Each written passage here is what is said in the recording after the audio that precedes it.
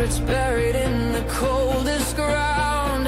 We're digging deep where the truth is found. Daphne's case files, we're breaking the chain. Justice rising, no more pain. Evil's end, the final call. Behind the lies, we'll expose it all.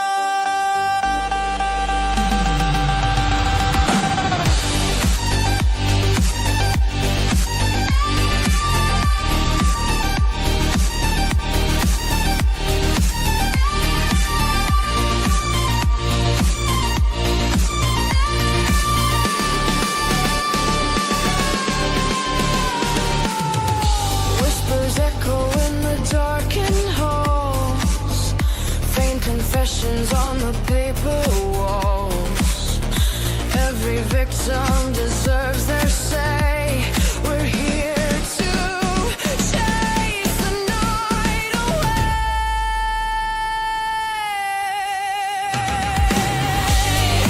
Daphne's case files, we're breaking the chain. Justice rising, no more pain. Evil's end, the final call. Behind the lies, we'll expose it all.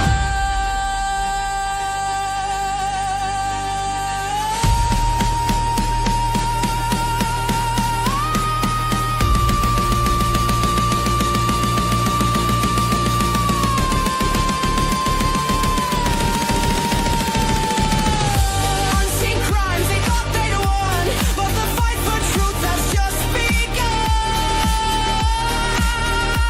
Every clue, every trace, bringing evil face to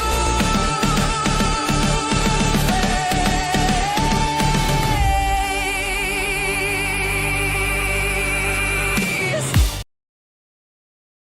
Welcome, internet friends. My name is Daphne's Case Files. Today is November 19th, 2025. It is currently, I am late. I am sorry, but it is 6:40 p.m. New York time. We will be going over the Jack and Lilly case on motives. We will be going eliminating some of these motives. We're going to be doing like a game with you guys. Not a game, but just reading over, trying to eliminate possible motives from mom and stepdad. It is a work in progress, so I would love your help. I also have my special guest back tonight, Shenanigans, and I'm going to have her enter the stage while we welcome everybody in. So hello, Shenanigans, welcome in. Good to see you again. Thank Good you to for see joining. you too. Good to see everyone in chat. Hello. Hello. And I'm just going to go through everybody in chat. Kelly, hello. It's always good to see you. Mary Dalmatian, Haley, hi. My wonderful mod. Joyous, my wonderful mod. Hello. Robin, my other wonderful mod. Natural Ingredients, Tosh, Connie, Andrea, hey, good to see you. Andrea, you have a lot of people that have signed now. I'm excited. That's amazing. Kelly, hello. Hello, Shenanigans. I see you in the chat. Violet boy. Let's see. Anne, hello. Sharon, yes, hello. And Jennifer, hello. Joe, Mo, hello. I'm going up. Okay, I'm going up. All the way up here. Hello, everybody. If I missed your name, so I don't have my glasses on, but welcome in. I appreciate all of you for being here. Hi, Sue. I'm just gonna. Hi, Salty. Good to see you. She's another wonderful mod. Before I get started, I want to just rant a minute, guys. This is about two missing children, right? I have seen so much drama on Facebook and everywhere else. And I'm not denying, I have been a part of some of the drama here, right? I go through stuff, but there's a time to stop and focus on the facts, right? The facts of the case. We are working all together to try to find out what happened to Jack and Lilly. That is the main focus. We need to work together. All of the drama needs to stop. So today we will be going over possible motives, and I want everybody to work together on so we can eliminate and kind of try to find out who would be the most suspected person to do something, like to hide the kids, or if that actually happened, or harm the kids if that happened. So let's all work together and try to figure it out. What do you say, Shan? I agree. This case is filled with drama. I try to stay away from the Facebook chats. I don't engage at all. I did in the beginning, but it just became too toxic and too overwhelming, too much bashing of everyone. And I just didn't find it a very healthy environment, really. Just not productive. You know, it is great, you know, to see people still keeping Jack and Lilly's name out there. But yeah, it's hard on the head. It's hard on the head. This case is already hard enough on the head, but going on there will definitely, it's like nails on a chalkboard. Oh, yes. Yeah. Oh, I'm dropping my earphones. Sorry, 1 second. I call them earphones too. That's so funny that you said that. Hi guys, welcome in. Thank you all. I appreciate you all. I know yesterday some of you guys were like, "Oh, you're talking," like it's mainly me talking over Shan. When I had on Google Earth like makes everything kind of laggy when you put it on. So when I didn't think she was talking, I would be talking. So hopefully I'll try to watch that. I talk all the time. So that's why I'm on here. But so do I. So I don't take it personal. That's so bad though. I'm like, oh my God, I didn't talk over her. No, Google Earth is diabolical for that. It's the turn. Yep. Oh yeah. Yep. That and fighting with Microsoft Word today was fun as well. Yes, it's a miracle you have a laptop to work on right now and you haven't thrown it out the window. So yay! I'm like, I hope she can't hear me. I'm yelling at soft. All right, let's dig into this, guys. I hope you guys are doing well. Cry Vicious says, I got told to on another channel. I won't name here, just for posting relevant statistics. Wow, that's crazy. Yeah, when you're posting statistics or facts or something, you get yelled at. It's not right. Nobody should be getting yelled at, right? Like, we're all allowed our opinions just as long as we stay, you know what I mean? Like, not freaking out, cussing, and all that stuff. Even though I do sometimes. But we're going to dig into it. So I want to, I don't know if I showed you, but I actually witnessed, somebody actually pulled up something. It was the geocaching location. I meant to show you that. They looked up where geocaching is around in the area where Jack and Lilly disappeared. And they pulled up a location. Can I share that with you guys real quick before we get into the motive thing? And I thought it was very interesting where it was at. It's close to the Concord Bridge. I don't want to pull up Google Earth because freaking crazy, right? But I want to show you this real quick. Geocaches. Here we go. All right. Let me pull this up. And I'm hoping, what is that? Okay. I'm hoping my stream thingy works tonight. Okay. Let's see. Let me zoom it in. Can you guys see? So this is one of the geocaching areas. Can you guys see this? So here's their home. Everybody can see that okay? Let me look on the screen. Here we go. Okay, great. So here's the area where Jack and Lilly disappeared from, right? And you could either go up this way, up towards I think that's New Lairg Road or Lairg Road, maybe up here. I can't, it doesn't label them, right? That might be Lairg Road actually. But anyway.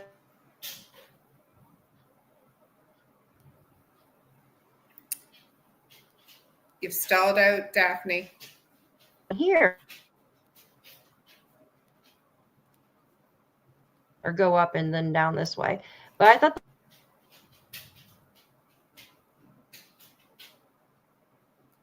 Is it me or is it you? You froze.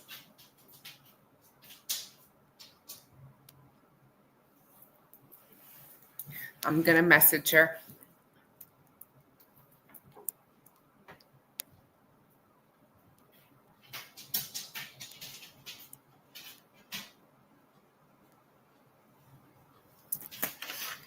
One second, guys. Can you hear me? Oh, great. Can you guys hear me?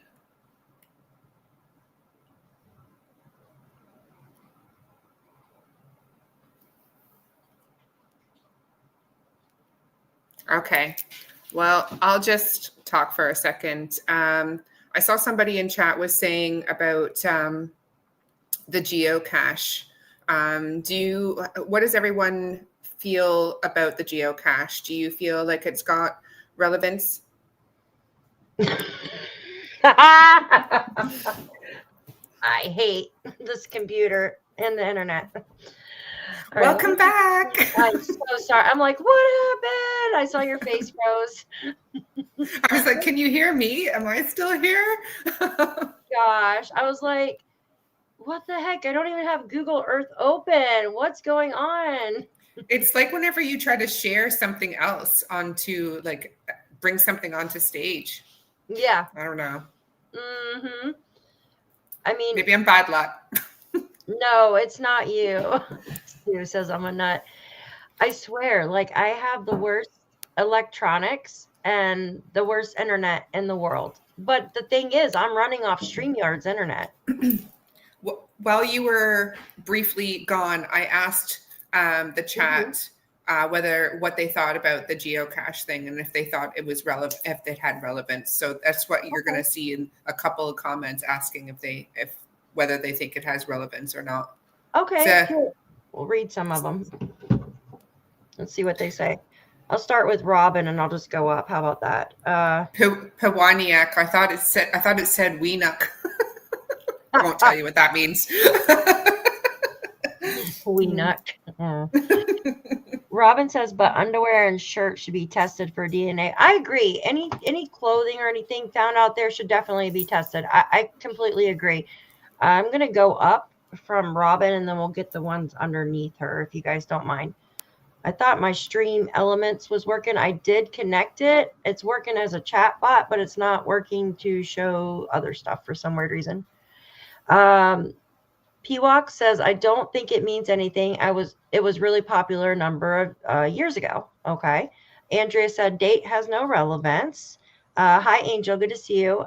Salty says, I think RCMP is too quick to rule things out, not being harsh, but it seems they are dismissive. But there could be a reason for that. Maybe they know much more than we do. I couldn't agree more with that. I couldn't. And then Andrea. Sorry. Bonzo, I'm sorry, I cannot. Here, let me put my glasses on. I can actually read y'all's names right. I think it is a rug swap. Take your rugs and leave your money. Could be. Hi, Jennifer. She says, I think it could. Maybe the kids are near that area since he was familiar with it. And Jennifer, that is something I actually thought about. How about you, Shan? Did you think about that when it was found? Well, I think it definitely shows that he spent a lot of time out there in the area of where that river was. And it just proves that he knows that area like the back of his hand, right? And he grew up there. By the time I think he lived with his wife and Malaya and Truro, I think he spent his whole childhood there. And so did Janie, it sounds like, and the whole family members. So it doesn't surprise me to find that was something like that was found. I mean, if they've been in those woods for 50 plus years, God knows what's in there. Hopefully it's not their underwear. Yeah, I hope it's definitely not their underwear. And yeah, I just thought of like, oh my gosh, like what could be in there? Robin says no relevance in my opinion. Moose says it was 2012. It was just a game, although the date is spooky. I agree. The date is very spooky. Like, is it karma coming back to get somebody, or is it allegedly, or is it just a weird coincidence. The exclamations are weird too. I don't know. Yeah. Did we ever get to see like a full screenshot, like a full image of everyone that had signed it? Because the only thing I've seen so far was a picture of, I think it was Janice Potty's phone, that like she had taken a picture of it. So I've only seen a picture of a picture, if you know what I'm saying. Yeah, I haven't seen the actual full paper, but I'm Yeah. wondering if I could get that. Maybe Belinda has a copy. I could ask her to see if she'd share Yeah. it with me. It would be interesting to see what names were on there and what comments were on there and when the last note was written in there, because with that game, so to speak, it was like you would write that you had been there. Like it was like a little guest book in there, and when you'd been there and what you'd taken and what you had put in there. So it'd be interesting to see further on down the list whether it was locals, like, because I can't see people coming from far away to go there. It's not like a No, town.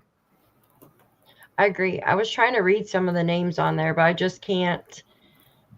I know there's a guy on YouTube that goes around and films waterfalls on his YouTube. I think I've shown him on here. I can't remember. Actually, a couple guys. I can't remember the names. There is. I've watched a few of them, and the guys that go out on the 4-wheelers and do all the trails too. That's another good. Well, no, that's another good map to have, is like the all trail thing too. Yeah. That they talk about. Let's see. Who did I know? I started with Linda or Robin. I'm going to go underneath. Let's see. Did I do? Okay. I don't think it has anything to do with, said Linda. Grass Monster said geocaching is just a hobby. I don't think it means anything. Sharon said, would the geocache container last that long in hot weather or in that weather? That's a good question. Would it I don't really know what it was put into. I'm really not sure actually what the stuff was put into. If anybody knows what the paper and everything was put into, let me know. It just looked like a plastic object to me, but I couldn't work it out. Yeah, it looked like a plastic waterproof container, like a crab. What do they call it? Like a claw container. So like it opens up and then closes, and then there's like a shell. That's it, a shell style waterproof plastic container box. Okay. Someone said lunchbox. Oh, very interesting. Very interesting. It's plastic that doesn't disintegrate. As we know, plastics are bad. Yeah, exactly. Plastics are bad. Huh. Well, that's very interesting. I guess if they just put it somewhere.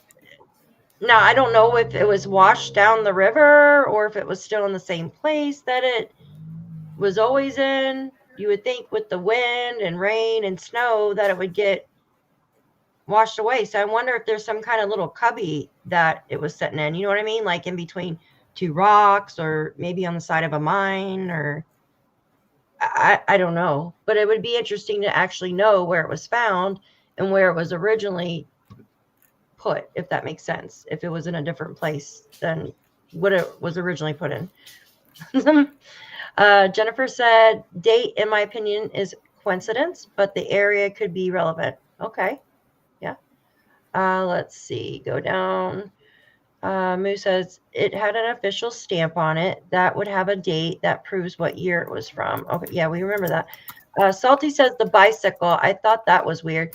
Yeah. The bicycle, I think everybody has mixed feelings on that. Me, I kind of think like maybe it was from someone's yard or something, and then when they had the hurricane, maybe got blown in the river. I don't know. What do you think about the bicycle, Shan? I think it was probably thrown there because it seems, dumping garbage isn't uncommon here in rural areas, or burning garbage. It's very common, especially because the garbage trucks only come usually every 2 weeks. I'm rural as well, and it's the same thing here. And in the winter as well, they'll use garbage just to start a fire, outside. Yeah. It's just kind of more of a lifestyle than anything else. But I kind of found the burnt clothing more strange than the bike, because bikes turn up everywhere. If you ever watch those shows where guys go out with the big magnets over the rivers and stuff, Oh, yeah. I mean, that's all they pull out is bikes. Yeah. No, I agree. I don't think a hurricane could blow the bike down there. I mean, clothes off a clothesline, sure, but the bike. But being burnt though, clothes being burnt. Yeah. Underwear as well. Like, that's like strange in my opinion. And it was twice, because there was that what Please Bring Me Home found, and then there was also what Sarah found before. So that's 2 times she's found burnt underwear, or burnt underwear has been found. So anyway. I think that is really weird with the underwear shit.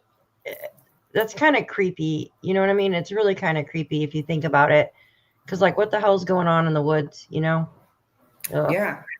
I mean, I can understand the odd accident, like somebody, couldn't quite make it home, or something like that. But this seems to be like, but like out there, like way off the beaten track. I mean, how many people are driving down that area, other than the people that live there? Yeah, I know. That's so weird.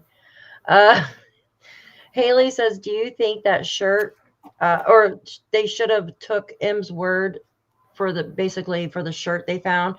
I think they should have taken it and tested it, in my opinion. What about you, Shan? I think they did take it, right? They just said that it wasn't related to the case. I thought it was just a picture. I thought they took the items, but they just said that none of the stuff that was found was relevant to the case. If Belinda was here, I feel like they did take the items, but said that there was no evidence here or nothing relating to the case. But would they say? Yeah, no, exactly. Would they actually come out and tell us that it was relevant? Probably not. Not right away, anyway. No, I don't think they would say anything. Exactly. Hi, Golden Star. Good to see you. Welcome in. Cry Vicious says, the searchers found a phone. Can anyone confirm? A phone? Huh. I haven't heard about that. Have you? I didn't hear that either, but I was totally out of the loop on things today. I was in the city for most of the day, and I managed to put some mascara on quickly before I got on the live, and that's about it. Sound like me. Yeah. Well, I haven't been wearing makeup at all, hardly, because my eyes are so sensitive anymore to anything. I put it on to come on here, or else because I'll look like a freaking ghost, but that's about it.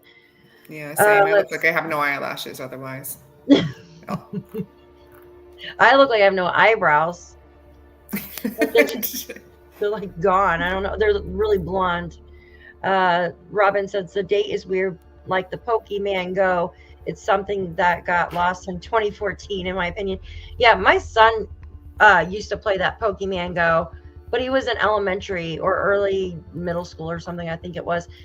And he would say, Mom, drive across the street. Because like we'd be waiting for my daughter to get out of school because she was in high school. Either she was in middle school when he was in elementary. I don't know. And I'm like, come on, why do I got to drive across the road? He's like, so I can get this Pokemon. It's like so many points. And I'm like, oh my gosh.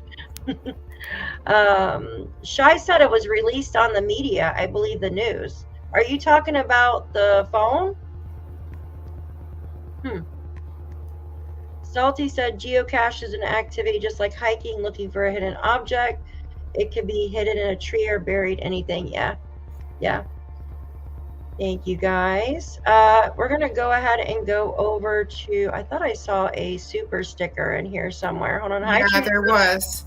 Here's one right here. Sue. Thank you, Sue, for your super sticker. She says, enjoy your channel and also good to have a laugh. Thank you, Sue. I'm glad I can make you guys chuckle. I always do silly things. Thank you so much. I gotta get my shit together and get my my office and everything set up. I keep moving room to room, trying to do live streams. All right, we're gonna move over to the motive stuff now. Give me just a second, and hope to God it doesn't.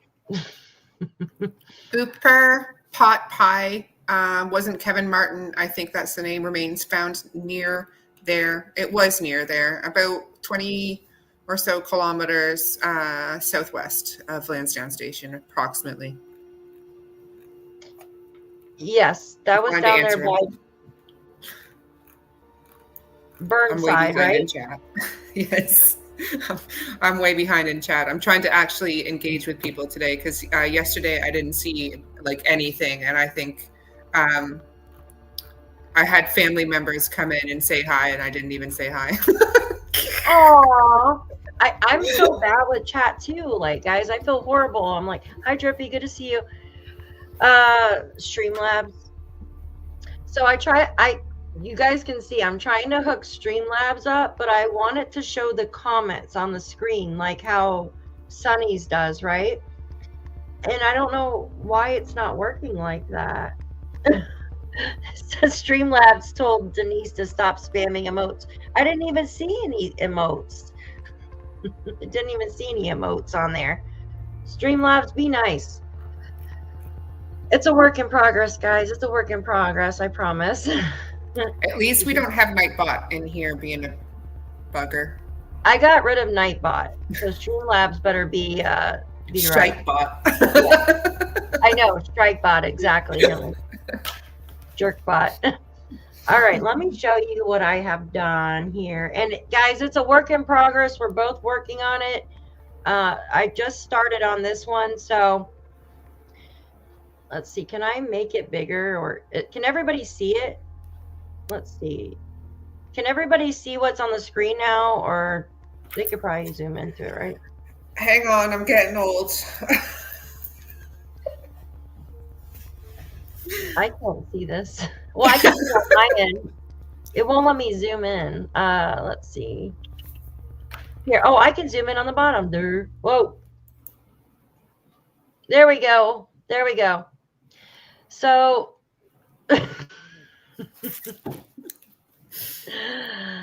Needs to get my magnifying glass. I know, right? So this says eliminating possible motives / theories for unaliving or removing Jack and Lilly Sullivan. Now, guys, I'm not saying any of this is true. This is just going off of theories of motives, possible motives, right? That are or could have been pertaining to our parents, right? Our stepdad, partner, Daniel, or our bio mother, Malaya. And I'm so glad that I was able to recover this because I was fighting with Microsoft and it just wasn't. I thought it deleted it. So the first one, this is just like the second part. This is Daniel stuff. So we're going to start with Malaya, you guys. And I highlighted their names in red from the actual highlighted questions. So what could Malaya's motives or her, you know what I mean? Like, what could have caused her to remove Jack and Lilly from the house? Because we know that Durwood, aka Darren, said this is what she did, right?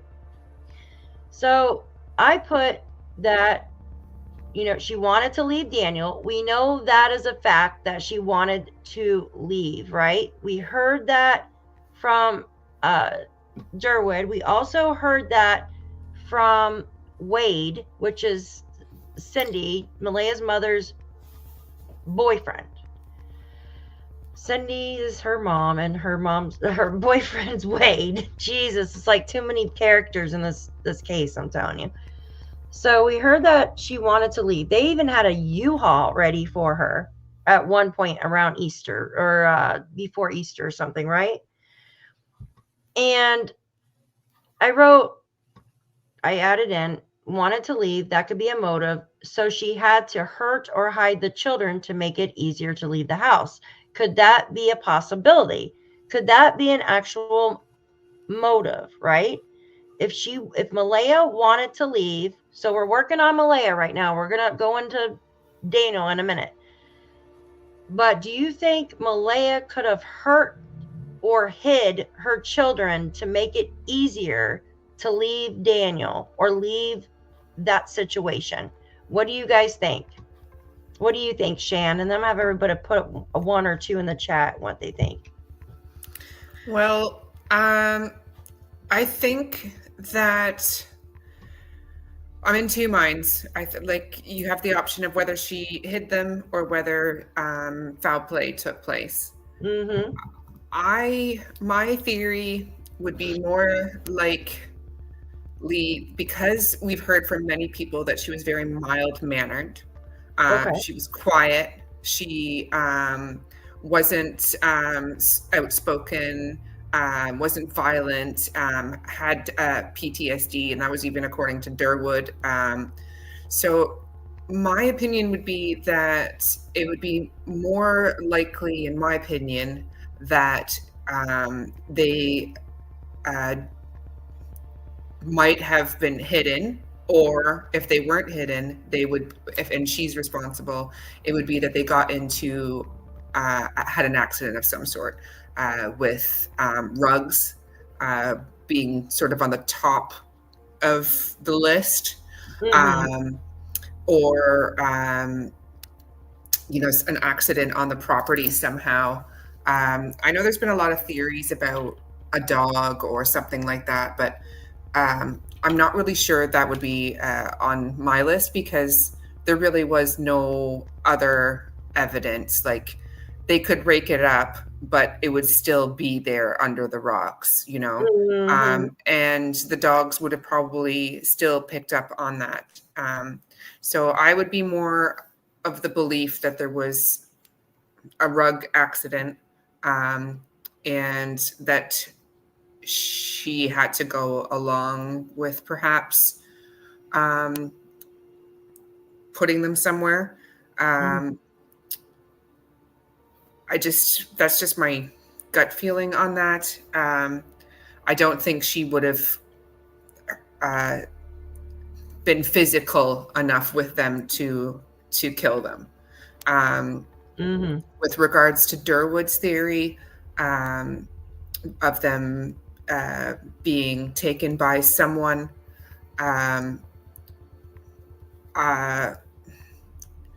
everyone that could have taken the children was there helping in the search, from what I can tell. So the turnover would have had to been very quick if someone had come and taken the children and taken them to Shubenacadie or to Millbrook, or they checked the Cobequid Pass. They checked on tips that they were seen with Cody at a hotel in New Brunswick. They've already received all of the files, photo files, for the Cobequid Pass and other roadways, I presume. So I don't think that she physically injured them to the point of death. That's my opinion. Yeah, no, I agree. I agree with you. I think a lot of people in chat, I was going to say put 1 or 2, but I could see everybody saying no, no, no, no. And then someone actually said something of the matter, like maybe she gave them to somebody to hide them from Daniel, right? Which is what Darren was going with or whatever. But I just don't see why she wouldn't have hid Meadow as well. Exactly. If she wanted to get out of the house and get away from Daniel, she would have had this family member take all 3 of the kids and then meet up with them later, right? After she told the police, hey, look, sorry I had to call you guys out here, but this is why I had to get out of here. This is why I had to do this type thing. So when I go down now in the box, hi guys, welcome in. Good to see everybody. The next question I have is couldn't handle the 3 kids. Remember Daniel saying that she couldn't handle the 3 kids unwanted. No, I kind of left that open because it kind of goes with this one. Could she have hurt the kids or something? And I think we're all on the same page with that. I left the possible rug addiction open too, because we've kind of heard that she did smoke rugs, the smoking type, the green type. The devil's lettuce. Yeah, there you go. I don't know if I can say it online, but that's what we were told. Now, it'll get more into detail later with more of that, but I believe. 1 second. Okay, go ahead and take your time. Hi guys, welcome in. Is Wolfie in here? I saw his comment earlier on one of my posts and now I don't see him again. But I'll be right back. I have an earring incident and I will be right back. Yeah, go ahead. Take your time. Take your time. I'll just read through this. So I have also, if you guys can see here, I have CAS/CPS investigation. I know that was one of them, right? Yeah, my personal ghost, Joyous, my personal ghost. So I know a lot of people were saying in the beginning that maybe she was hiding them from the CPS, right? And I mean, why though? Why would she be hiding them from CPS? Like, if she hid Jack and Lilly from CPS, she would have to known that they were going to come and take Meadow, right? So, I don't know. Now, I have abuse within the home, overzealous discipline, which is one of the most common causes of death within children, right? And where a parent, this mainly goes with a step parent, this one does, and it's basically where they will discipline their children to the point to where it's deadly, right? Now, I don't believe Malaya did that. We've all heard that she was a very kind mom, too easy, right? Like the kids we heard walked all over her. So I don't think, unless she lost her shit or something, I don't think this one would apply to her. What about you guys? Yeah, Daniel. Yeah, Daniel could have, in my opinion, as well. Now, I have money problems as one. Could they have had money problems so bad, which we've heard about a lot of the money problems. Could the money problems have caused the children's disappearance? So, yes, Andrea, you need the birth certificates to claim missing children's check. Government provides a missing children's payment. Wow. Wow, I did not know that. Sorry, I just came in at the right time. I think I did. Somebody was saying about the checks being received for children. Yes. They have to not be a suspect in the disappearance, and in fact, it's very hard to get that benefit. We were talking about Devin Marsman yesterday, the 16-year-old boy who was red rummed by his cousin and uncle. His mother actually tried to apply for that benefit and was unsuccessul. She was unable to work due to the stress, due to the trial, and she did not receive that benefit. And that is, You can look that up on, I believe there was an article on CTV. Wow. So whoever mentioned that, it's not that easy to get. And that was whose mom? That was Devin Marsman's mom. That was the 16-year-old boy out of Halifax that was murdered by his cousin and uncle. And there was 5 people arrested for that. Wow. And Yeah. she still couldn't get it even though she wasn't involved. Wow. Exactly. Yep. Wow. Okay. So we could probably So the likelihood of Malaya getting that, I would think, is pretty slim, in my opinion.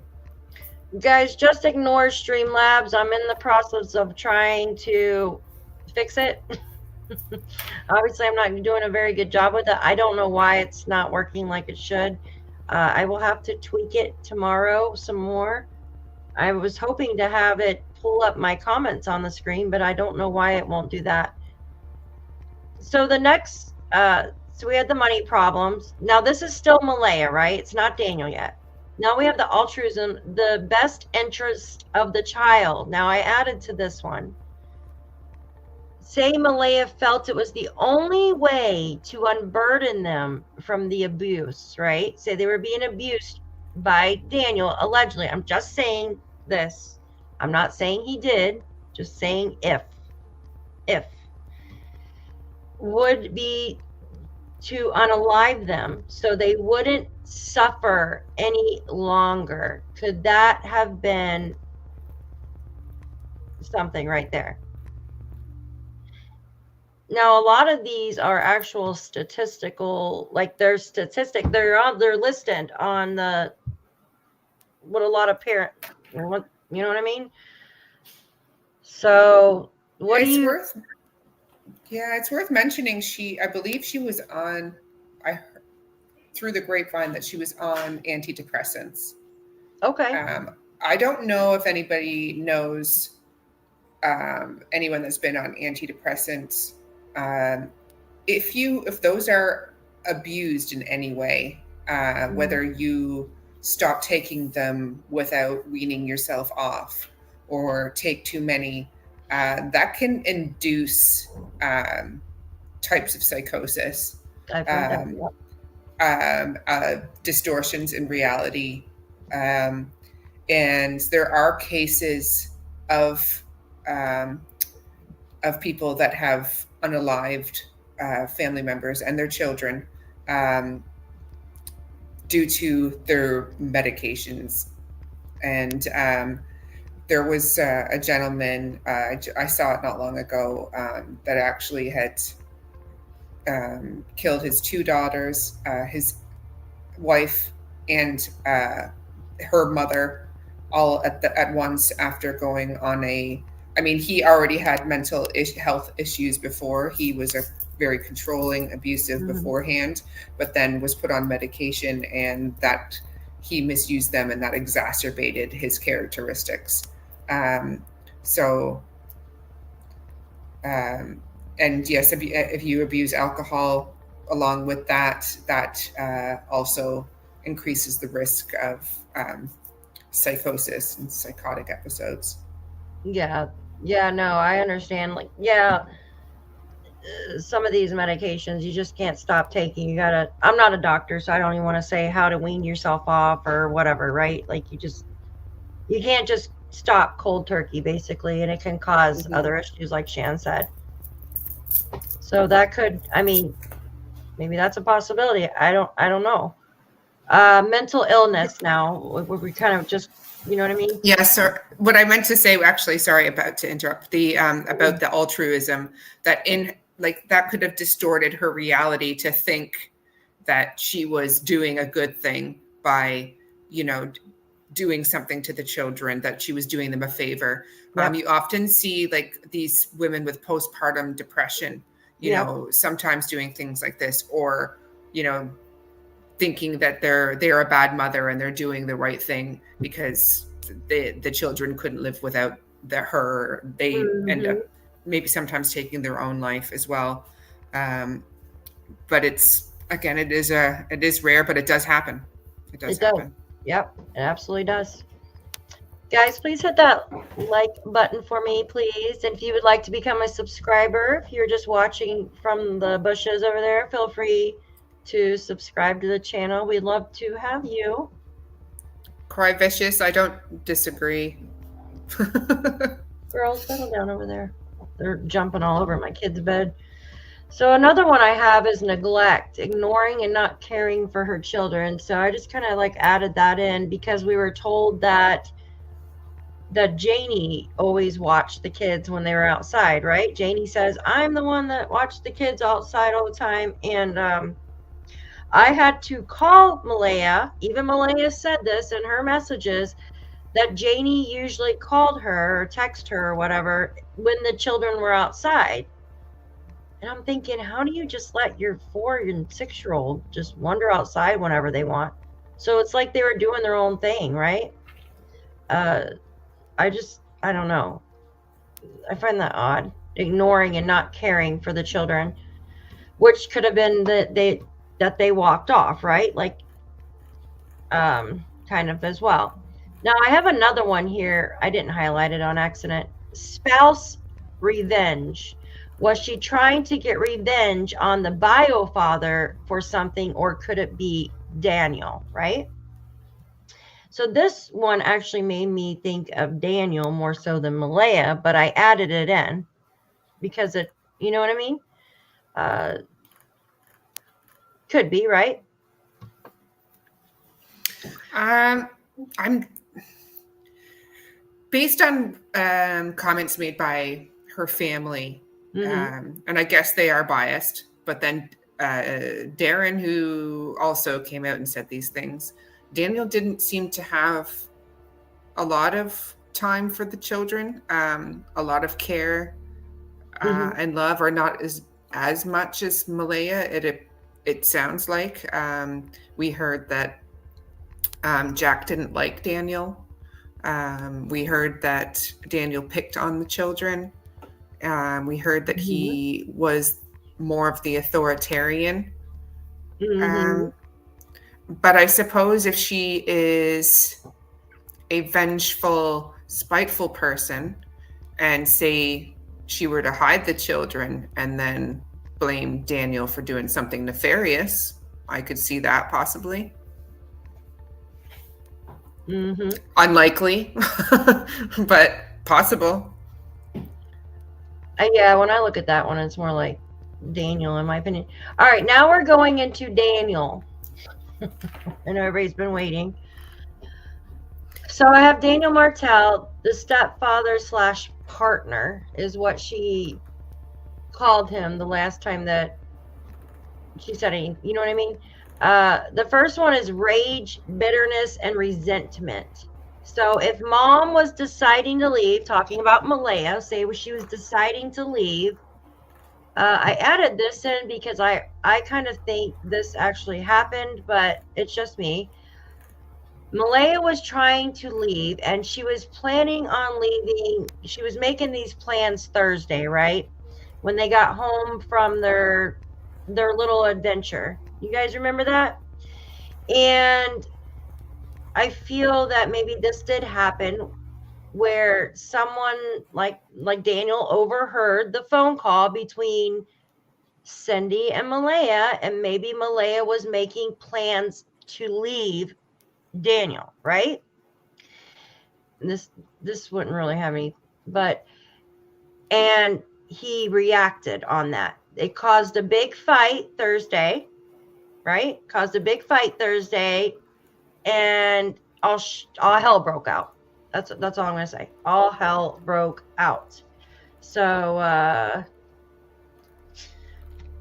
what do you think? I think that statistically speaking, when a woman is getting ready to leave a relationship, it is the most dangerous time. And if there was a history of abuse there, then the percentage goes even higher. There was, I know we don't really like to talk about other channels, but AB did a really great video on coercive control and how that looks in a relationship.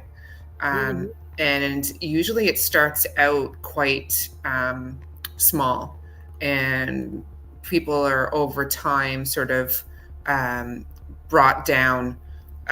Their self-esteem is diminished.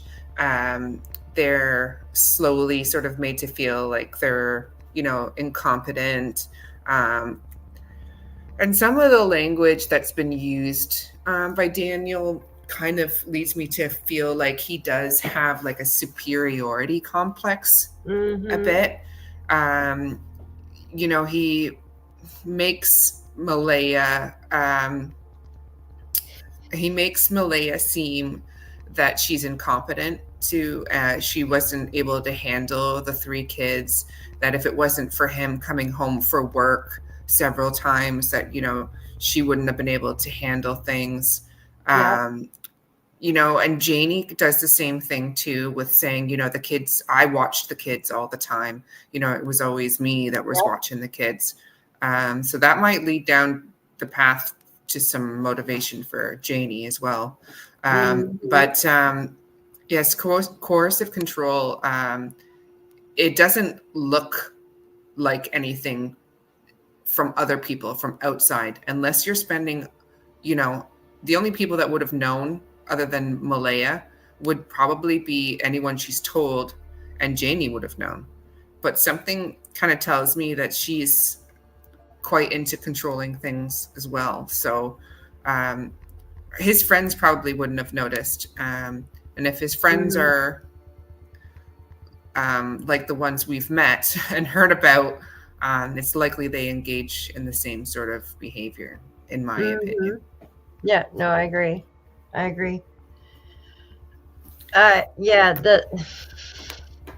feel that I think a lot of people are agreeing that something happened Thursday night too.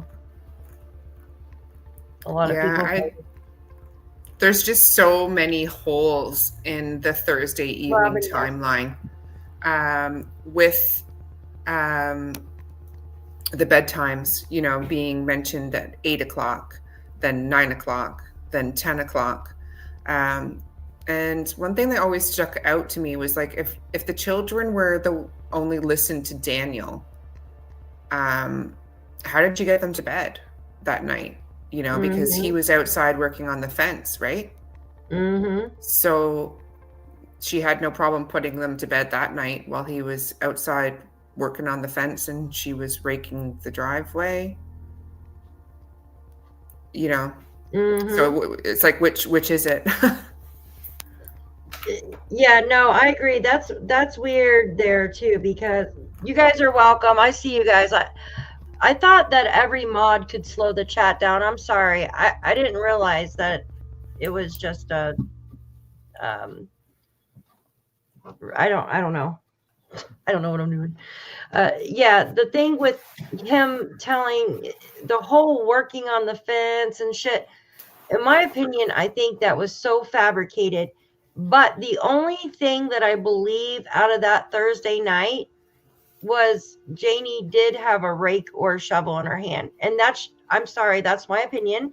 And I believe that should have been taken in for forensic testing. At least to find, just even to gather the type of rock and dirt on there, the type of, particulates on there that could. It's definitely a sensitive subject for her. Oh, very. That's one of the most. Hi, welcome in. Guys, welcome in. If I didn't say hi, good to see you all. If you're in the vertical chat, there's another horizontal chat playing. I tried to just do the horizontal, but the StreamYard is wackadoo, so nothing wants to work right. So come on into the horizontal chat, guys, if you can. All right, let's see where we at. Thanks, guys. You guys are awesome. If you guys don't agree with one of these, just put put like a red X or like something red next to your name, and we could pull it up, and let us know what you think. The Hustler 89 is saying Janie admitted she wasn't raking the dirt. Yeah, she I saw that in DT's chat, but that was like the blanket. That's like the freaking, you know, I think it's a blanket. I think she was very confused on that chat. I think it was a sometimes mm-hmm. Yeah, I think it was a mistype, just like when Daniel said, I did abuse the children, you know. I don't think he meant to write that. That's a slippage. Who freaking knows, you know? Freudian slip, maybe. Yeah, maybe. Oh God, those little plastic squish things stink. All right, let me go to the next one. I grew up around the neighborhood. All right, let's see. Where was I at? So Malaya's side is on the left now. So, all right. The next one we have, I'm just going to highlight it like that so we know which one we're on. Jealousy, right? And this kind of goes with the other one. Sorry, guys, my leg itches here. Gotta scratch it. Gotta scratch it. Jealousy. Mom leaving him for another man, or speaking to another guy, or even speaking to her friends. We remember that we were told that Malaya had blocked pretty much everyone except for one friend, right? Daniel said that she just blocked him on her own. But guys, I've been in this type of situation before. You block them because you don't want to hear your man bitch that you're talking to them too much, or you're planning some kind of big escape, or so you don't get backlash from them. You know what I mean? Like, you don't want to hear them bitch and holler at you because they're freaking crazy and jealous and want to be controlling.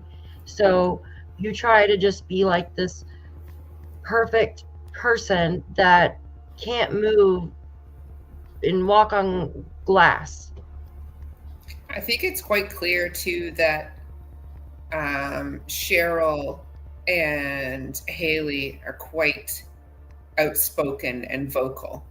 And they probably, if had seen what Daniel was like, and there's rumors they have previously seen what he was like or know the kinds of things he was up to, that they would have said to Malaya, like, what the hell are you doing with this guy? Or, you know, why are you letting him speak to you like that? And I don't know if his ego could handle that. And it was an ultimatum. Listen, you're staying in my house. You know, you don't have to work. I don't want you hanging around with them. Mm-hmm.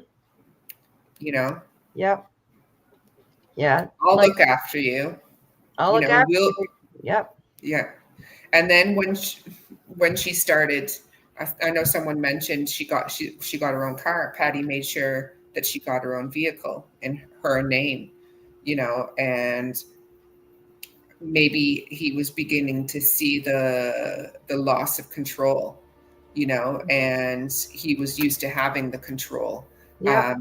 You know, he was used to her going, from what I was reading from their own mouths, is that she would get the kids would go off to school. She'd go back to the trailer, and then she would go to the sawmill and bring him lunch, and then go home, and then go and pick him up from work and bring him home. So the kids would go to school, she'd drive him to work and come home. Then she'd drive him, bring him lunch and go home, and then drive to pick him up and go home. So, you know, her whole life really was revolved around Daniel and Daniel's work and what Daniel wanted to do. That's just my opinion. Mm-hmm. I agree. Sorry, I chuckled. I just put Sorry, I just put Streamlabs in freaking timeout because it's getting to get on my freaking nerves. So, yeah, she may have blocked people so she didn't have to listen to him complain. No, I agree with that. That goes on with his controllingness. This is the next one.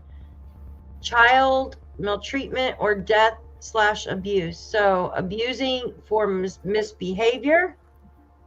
We've heard alleged abuse was taking place on 4-year-old Jack. Lilly, 6 years, also had a black eye 2 days prior to the disappearance. What do you guys think about that one? Could that be a motive, or could have been something?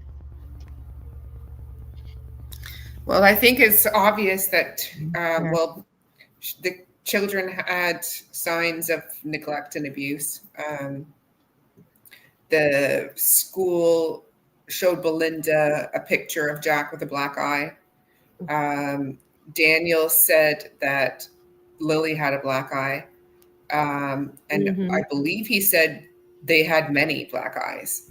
I mean, I have 3 children, and none of them have had a black eye. Yeah, neither are my kids. And my eldest played sports. Yep. For 11 years. Yep. So actually, no, one of my daughters ended up with a mark under her eye after a swing at school swung back and hit her in the eye when she wasn't looking. Like when she turned around, somebody had thrown a swing towards her and it caught her under the eye.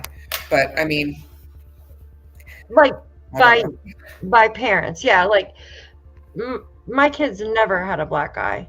No one ever punched them. Like to say many for children that age, I don't know. It just seems unlikely.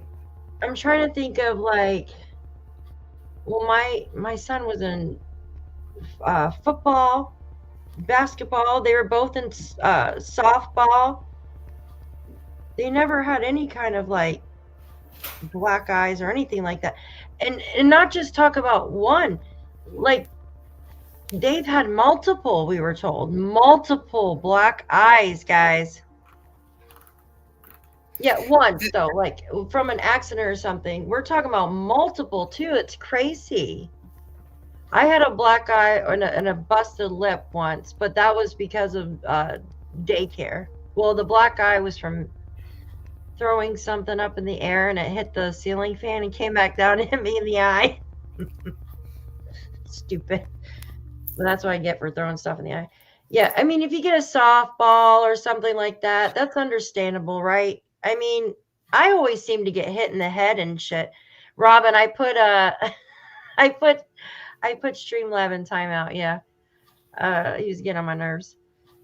He silenced Brandy for like no freaking reason. I'm like, what the heck? But we're talking about multiple. It's just ridiculous. Like, come on, you know, I don't know. One Haley are cool chicks. If you go by what Taylor said, now, and his own kids, it's difficult because, you know, I give her credibility. It's mind-blowing, really, the conversations that have come out from her and her texts. So there's some strange things that go through Daniel's mind, apparently.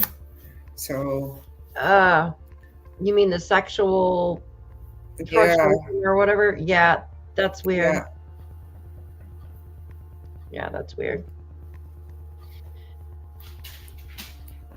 April, you shouldn't be affected by slow mode, honey. You're a member. You shouldn't be affected by it. It's only for, slow mode shouldn't be affecting anybody. And Nightbot or whatever shouldn't be bothering anybody. I put them in timeout. Exactly, ladies. What are the chances of all this happening at the same time? If we do victimology on J and L, it's through the roof. There's too many statistical rarities that are happening. I agree, Michelle. I absolutely agree. What has Daniel said to Taylor that I go by? Who he is in private, abuse is a pattern. Exactly. Abuse is a pattern. My son was Yeah, marching. That never happened. Yeah. it's very unusual for abuse of children and partners Mm-hmm. to be in the public eye. You know, we're not generally a culture that accepts that sort of thing. Mm-hmm. So this is something that goes on behind closed doors for the most part. And I think we touched on this yesterday with regards Mm-hmm. to people put on a mask, abusers and murderers and people of that nature put on a mask. They don't go out there. The monster doesn't look like a monster. He doesn't look like a boogeyman. He looks like Exactly. usually a charming, happy-go-lucky person. Mm-hmm. Yeah. Because how else are they going to get someone into their, grasp, whether it be, a relationship, for them to control, or, someone for them to abuse in other ways. They need to lure them in, and you catch Mm-hmm. more bees with honey, you know? Mm-hmm. Exactly. Exactly. You catch more bees with honey. That couldn't be any more true. No, we are a culture that calls everything abuse. Anything not to be accountable for our own life choices. Well, I think when there's lots of children with black eyes, there's definitely something going on there, in my opinion. Yeah, I mean, there's no doubt that, in my opinion, that there was neglect on Malaya's part. I don't want to come across as someone who is, just putting Malaya on a pedestal. She, if witnessed these occasions, and she is going to have to live with the choices that she's made. And her own mother has said that. And I believe that that's a large reason why she's silent, is because she has an immense guilt one way or the other. No matter what the outcome of where the children are and what's happened to them, she must have, She has it. Yeah. she has the guilt of knowing that she stood by for too long and allowed these things to happen to her children. But I also know that women in these kinds of circumstances where they're isolated from their family, they're surrounded by his family, and degraded over time, mentally and physically. It's, have you heard of Stockholm syndrome? It's, Yeah, where you start to believe that shit. yeah, like there are people that were kidnapped and then grew to, love their kidnapper, Mm-hmm. So, it's, it exists. And so we're just trying to look at it from a macro perspective, get it all out there and try to take all theories in. But statistically speaking, like we talked about yesterday, children in a mixed family with a step parent where CPS is involved and drugs are involved, the likelihood of something terrible happening to the children is very high. It's just a fact, really. It is. It is a fact, because like what we were talking about yesterday, it's not just the black guys, right? It's not just the black guys. It's everything. CPS was involved. Rugs were involved. We heard of anger issues. We've seen messages with sexual frustration, anger, craziness, right? We've seen these patterns. We did a 2-hour and 30-minute video yesterday on all the patterns from similar cases, and a lot of these have been solved, but you got Summer Wells. CPS came out the day before she disappeared.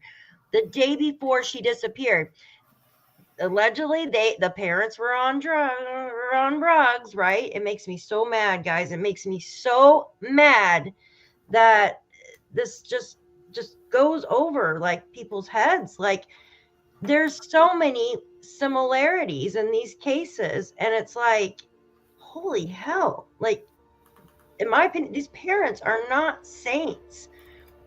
Yes, Malaya was going, probably had abuse and all that, but she had a chance. She had her freaking parents coming to get her with the U-Haul and stuff. Like, leave, get your kids out of there. She could have left her kids at Patty's house, right? Like, I don't understand that. I think there was a fight then too.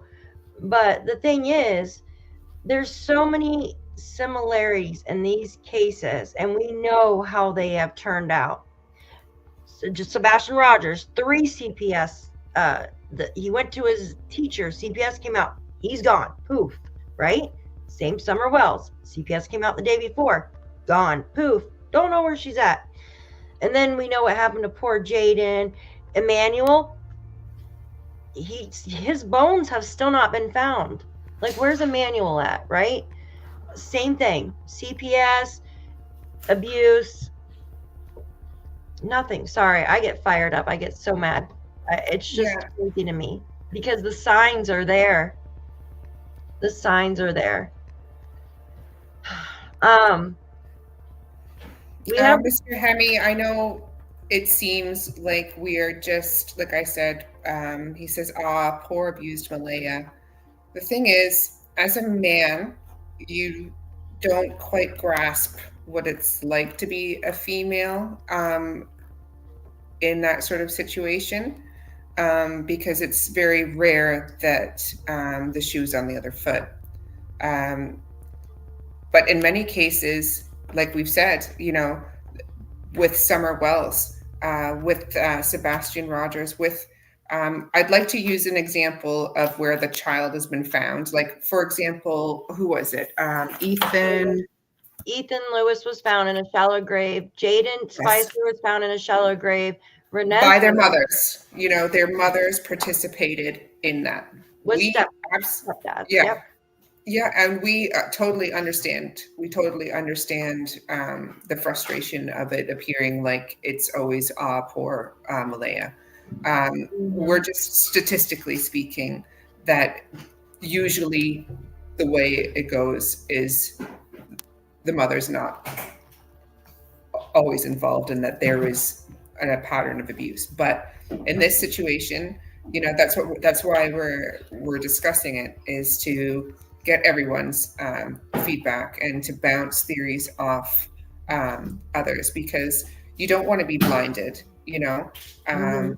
The fact is, Malaya did leave the very next day. And I asked myself, what would it take for me to leave? Like, if I was her, what would be the reason I would leave? You know, and everybody says, oh, CPS. No, because she could have gone to Logan's. She was given that opportunity to go to Logan's with the baby. So she didn't want to go to Logan's with the baby. No. She decided to go with her mom. So she took that opportunity then finally to leave. So she knew at that time, I believe, that the children, A, weren't coming back. B, she knew where they were. B, subsection 1, she knew where they were because they were either passed and she knew where they were gone, or she put them somewhere. So, like, there's only so many scenarios here that where it could have happened to the children. So that's why we're talking about this, is where are they, and how could they have got, what is the motive for them to be gone, you know, and who's got what motive to make them be gone. And yes, I know, Mr. Hemi, that there is people that get accused falsely of that sort of thing. But, you know, if it walks like a duck and it talks like a duck, then it's a duck. Yeah. We have multiple people coming out and saying that he was abusive in one way or another. If we're to go by what Taylor said, his own children reported that to CPS. Durwood said that he was like to yell a lot and used to use corporal punishment with the kids. And we have Cindy or Patty saying that he held her down and took her phone away. We have Wade saying he used to beat on her and the kids. So, I mean, how many people do we have to have come out and say that these things happened? And we have people like Janie saying, whatever happened in that trailer, was none of my business. So what happened in that trailer? It is all hearsay. Everything in this whole case is hearsay. Mm-hmm. I mean, everything in this case is hearsay. We can't, and that's the problem. We can't make heads or tails of what the facts actually are. Like, we can't even figure out when the kids went to bed. Yeah. 3 different stories, 8, 9, or 10. So I think we went over that before I know they're, in my opinion, all three are in on it. I do not think Malaya is innocent at all, but I do believe that there was abuse going on. I absolutely do believe that. But she, in my opinion, yes, was probably being controlled and stuff like that. But the thing is, there's a time where you've got to put your big girl panties on and get the freaking hell out of there, right? For your kids. Your kids come first. There was several chances where she could have got the kids out of there and herself, right? Get the kids out of there and then get yourself out of there. Or have your family. You have a bunch of family. So that's, but today we're going over motives. We're going over motives for both of them. We're not going to get off track. We're going over motives because we've talked about what I believe happened with the rugs and the fighting on Thursday and stuff like that. So, but I want to stay on the motives. We're on Daniel's motives. We just went over Malaya's motives. Oh, God. All right. The next one would be psychosis or substance abuse, right? So leaving rugs around the home, hallucinating, and hurting the children. So we do know that Daniel had a problem with math, right? We were told. Hey, boss man, good to see you. And yeah, I agree. I absolutely agree with you, boss man. I absolutely agree. And oh my God, it's crazy. Like all these are all the same cases. They're all the same. So what if he allegedly took the math, right? And it made him fucking go crazy. Took bath salts. I heard bath salts is a big freaking thing there. If you overdo it, like you can freaking start hallucinating and chew people's faces off. Oh my God, that guy in Miami, yeah. He freaking literally ate a homeless guy's face, like tore it off. Boss man, you're like a great witness there because you live in the area. You've lived there for, I presume, for quite a long time. And you are surrounded by those families. And I really, if you think that they're in on it, do you have like other reasons that you would think that? Because other than just hearing the car go back and forth, I'm just curious because there's a lot of talk going on about what people were involved in that area. And I think we talked a bit about the code of silence yesterday, that people just are very unwilling to come forward. And I get that, there is, but when it comes to 2 children, like there's no such thing as being a rat. I think, there is a code amongst people and I can understand that. But when it comes to kids, that code kind of goes to the wayside. So I'm wondering what else, what you've heard, that would, other than the car going back and forth, that like leads you to think that, because I'm on the same page. There was a Martel and a Mackenzie in that house, in the trailers on the property when that happened. When his uncles were, well, one in particular was involved in talking with Janie around the time that the children disappeared. So it's, very suspicious in my opinion, in particular, the 848 phone call. And also that, people like Justin, the other gentleman that came forward, would have been waiting at the Lorda the park around 9 a.m., around the time that the children, like, they were last heard. She said between like 8 and 8:30 they were heard, and they went outside around that time. So, and he's only down the road. Like, did he see any other cars coming? Because there's only so many things that could have happened. So if they were picked up at the end of the road, like Durwood says, by someone, like, who would it be? And did you see, like, have you heard anything? Please don't bombard Boss Man with, like, Yeah, be respectful in chat. And I've seen a couple of the comments. If all of you have never made a mistake in your life, I will block you. by all means. I will block. If you're going to be rude, I will block. I don't have time for that. He came forward when him and Justin have come forward, when no one else in that area will, Yeah, I agree, Joyce. Joyce says, I think Bossman must be careful on a live chat, perhaps in a private conversation. I absolutely agree, Joyce. I agree with that. Thank you, Joyce, for your super sticker. I appreciate you.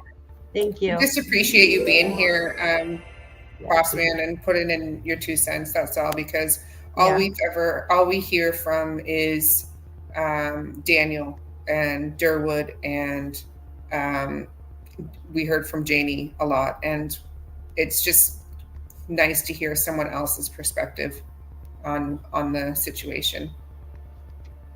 Daniel, here, the chat's still moving so freaking fast I can't read it. He said, well, Daniel still to this day said there was 0 traffic that night and no one entered or left his place. That's why I truly believe everyone there is guilty, because he said 4 times. He said 3 times, like, came back, went. And then the last time, the 4th time, was a different vehicle. That's what he said. And I was wondering if,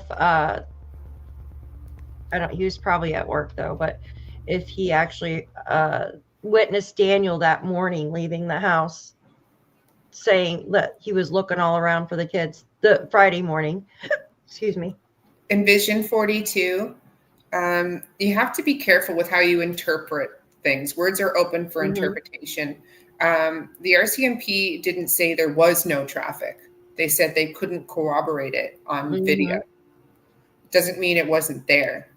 I think a word that, like a sentence that's used that I think is accurate, is I think it's the absence of evidence doesn't mean there's evidence of absence. So, it just means that their cameras weren't pointing in the right direction, weren't working. There's a lot of reasons why they may not have caught something on camera. If they turn up a different road that's not populated, or a path rather than a road, or, a drive down a train track instead of a road. There's lots of ways to avoid cameras. And if you live there and have lived there your whole life, you're likely to know where all of those cameras are. And I mean, that's what I think. I mean, they've said they know the area like the back of their hand, right? The thing is, like, yeah, he can hear his car at night, right? Like, he lives right there. Like, I even showed the elevation right there where the river is, where on Landsdowne Station Road, you can see if you're looking down at the 289 and looking up Landsdowne Station Road, it goes up at an elevation, right? Mm-hmm. So he's at a higher elevation because it dips down, and then he could see the road right there, the 289 by Janie, so he could see the vehicle. I saw the video on Sunny's that you provided, and it opened everything up, really. There was a lot of discussion. Trying to discredit that, which I found. Yeah, it's ridiculous. He says, I can see his driveway and outside light as we speak. I agree with you that you can actually see that. Yeah, and you would have been able to do that in May as well, because the trees have come into leaves yet. It was very similar to, probably less so than they are now. So, in my opinion, the way the RCMP did word that, some are saying, oh, there's no evidence, saying there's nothing. The way they worded it, if there wasn't any evidence, they wouldn't have went to Glengarry Station and got camera footage over there. They even told people, we came back 2 weeks later, right, or 3 weeks later, because we wanted to see the traffic. That's why. They tell you the answer. So there has to be some relevance to that, right? There has to be, because why else would they go out to Glengarry Station all the way out there and get camera footage? J17, he's done a video already. Mm-hmm. So if you go and look on It's a Criming Shame, you'll see that video. It was quite clear. It's a different sound, he said. The different sounding car. Likely, other trend. When I looked, there's not many cameras. He has, Cool J.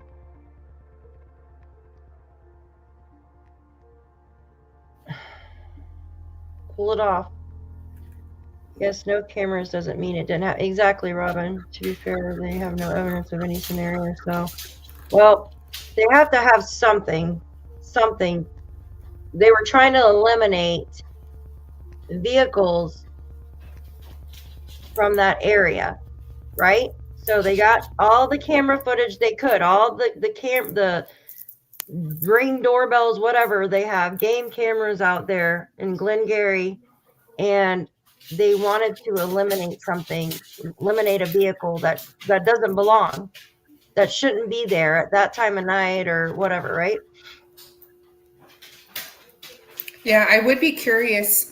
So I'm gonna just assume that the reason why you think it was a different vehicle that came back was that, like on the last time, was because it wasn't as loud as the previous vehicle that was going back and forth.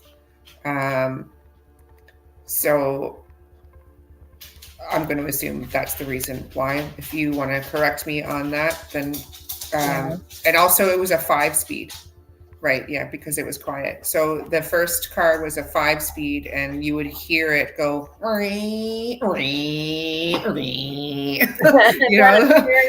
Yeah, I hate that. Sorry for the side effects. You're welcome.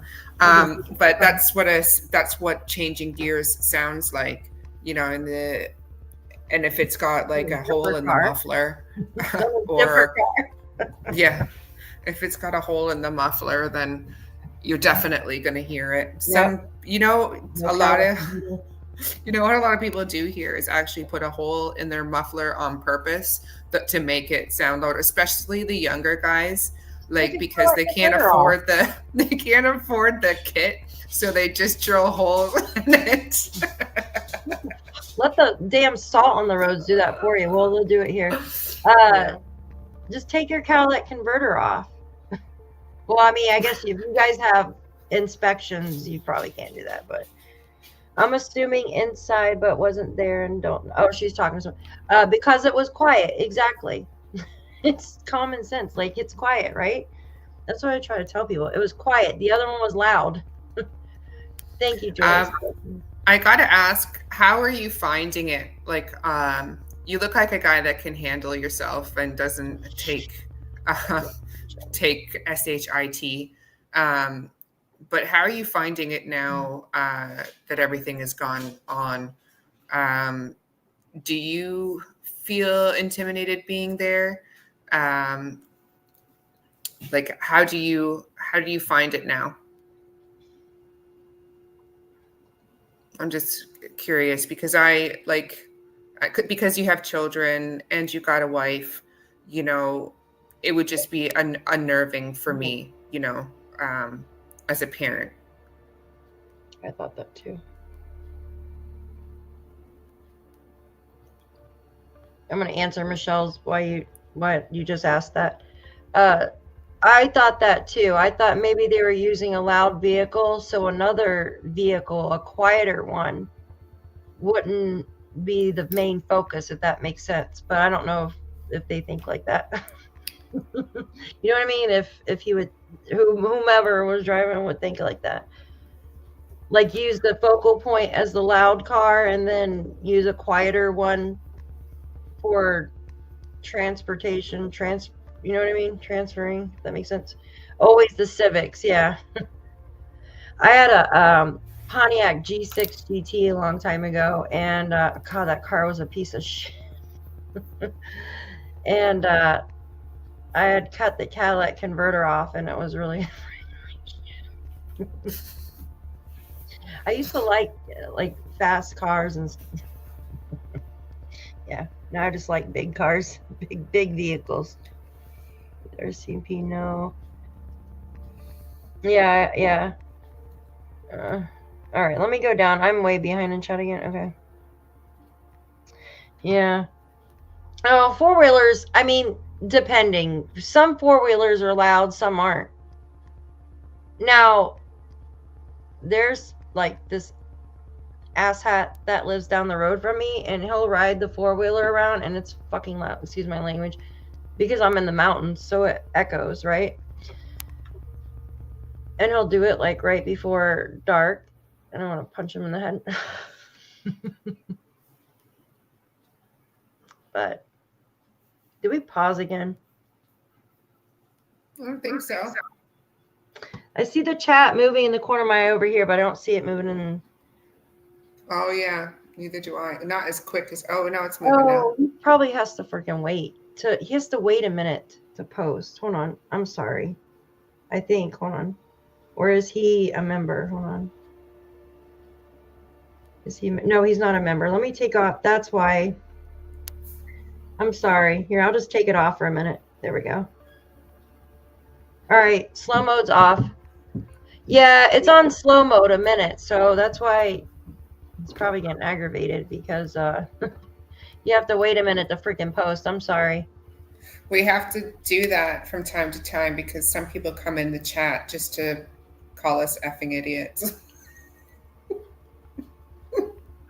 Yeah. Not today, though. Yeah, not today. Yes, I remember that. Cool. Wherever your comment, I see it over here, but I don't see it over here. It's so weird. Yeah, you can distinguish a four-wheeler sound from a car sound. Absolutely. Especially if you're familiar with vehicles, like I presume that Boss Man is, if he was working on his own vehicle. You know, anyone that's worked on vehicles and lives rurally. I think just the mere fact that he lives where he lives and how rural it is, you know whose car is what. Like, I live rurally as well. I know the sound of all my neighbors' cars. I know when they're coming and going. We've got this one prick that friggin' has got this loud car at 5 a.m. that drives by my house to town every morning. And I'm like, and on top of the loud muffler, He's got his music going. I'm like, how the hell? Like, this isn't a rave. It's 5 a.m. Like, I would fucking throw a rock at his car. well, so I've been tempted. Yeah. I scream at the assholes down the road. Like, they're literally halfway down the road, but like where I live is like a holler. So when you yell, they could fucking hear it down the road. And oh, yes. Voices travel too in rural areas. So yeah. And I kind of go out there sometimes and I make really loud noises because it's like, you could hear it. You know what I mean? Just being a jerk. And because it just echoes. He'll sit there and like he has a little dirt bike too, where he'll just freaking rev it up for no freaking reason, like at night. So I drove with my loud vehicle and revved it. Mr. Hemi, you were probably timed out by Streamlabs because she had it set on 1 minute. So you can't comment more than she had it on you can't comment more than every 1 minute. So she took that off now. Durwood said he was more fearful of Janie than her brothers. I heard that from some buddies who live up in Westville, and that the McKennies were well known 40 years back. Mr. I silenced you because you were being freaking nasty to Boss Man. I don't want anybody calling anybody names in my chat. Oh. I don't want anybody saying the F word or the rug word or anything because it's my channel and I don't want to be freaking shut down by YouTube. Yeah, you did. You said once a beef or some shit. I'm not gonna freaking. I don't want anybody being rude to anybody, or they're gone. Yeah, Cool J17. I did hear that too. Durwood had said that he had some issues with them back 15, 20 years ago. That was a strange comment that he made. He had said that he had issues with them like 15 years ago, but no one got red rummed over it. I thought, well, that's good. Thank God for that. We're all in here for the same thing, and that's Jack and Lilly. We're not sticking up for Malaya. We're not sticking up for Daniel. Not sticking up for any of those people on the property because, in my opinion, those 3 people are guilty in my eyes. In my eyes, my opinion. Because y'all were saying that. All right. Just saying. Just behave yourselves or else.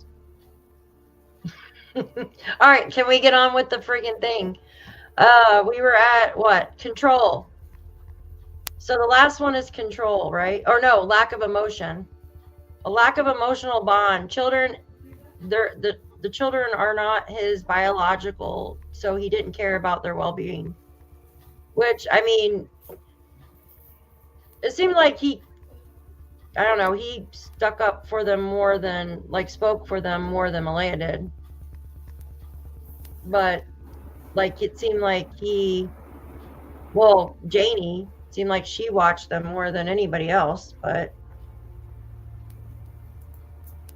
for the most part. What do you guys think about that? Malaya did say that Janie would call her if the kids, would call her if the kids were out there with no shoes on or no coat on or something. She did say that at one point.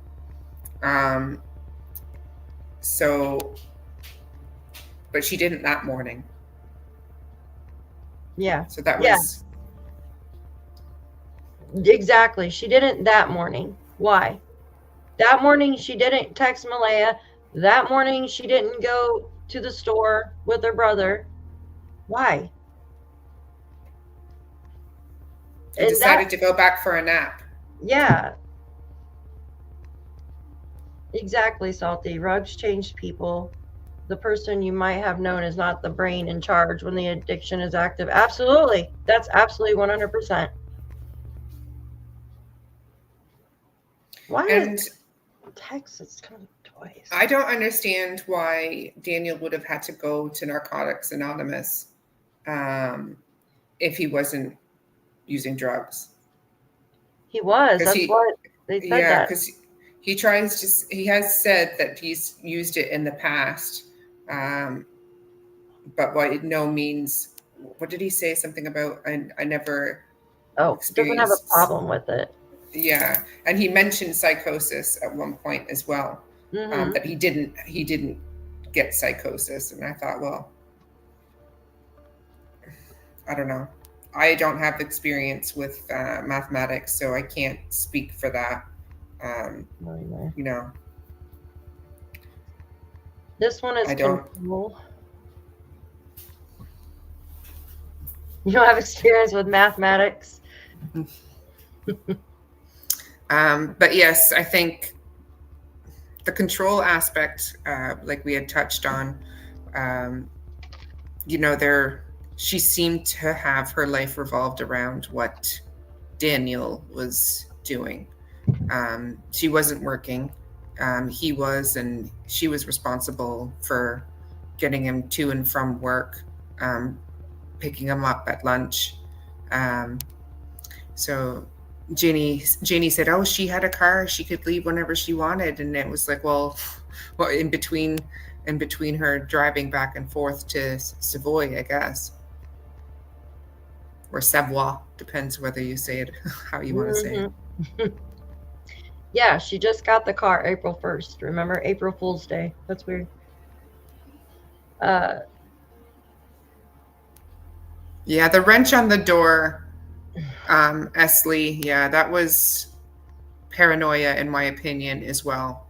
Not for a bear. And I'm not sure if it was paranoia that he thought somebody was going to break in or if Malaya was going to try to leave. I don't know. But strange nonetheless. I've never heard of a wrench being put on top of a door. Usually you would put something loud there. Yeah. Or try to block the door, put something in front of it, Yeah. Especially if you're worried about a bear, you would move something heavy in front of the door, not a wrench. Like, oh, the bear's here. The wrench is fallen.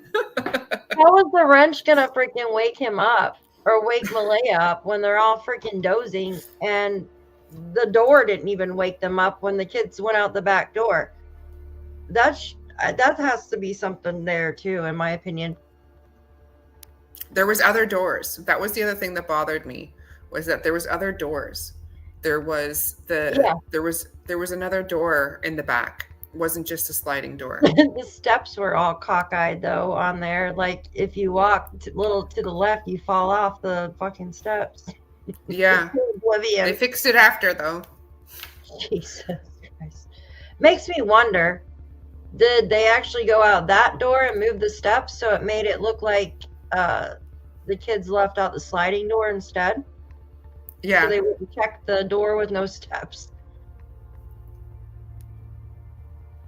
See, if something looks too easy, I would do the hardest way around, just saying. Michelle said another point of view is Daniel didn't have any math that night and was dried out, and that's what could have brought on rage. Could have.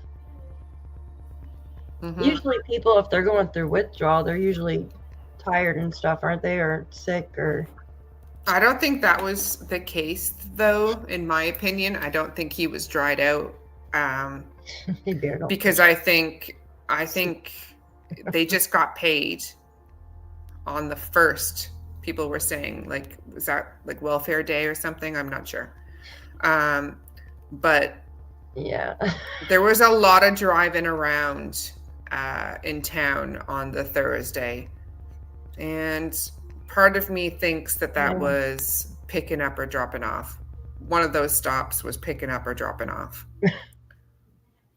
Yeah, no, I agree. I think when they met up with the coworker, but I could be wrong.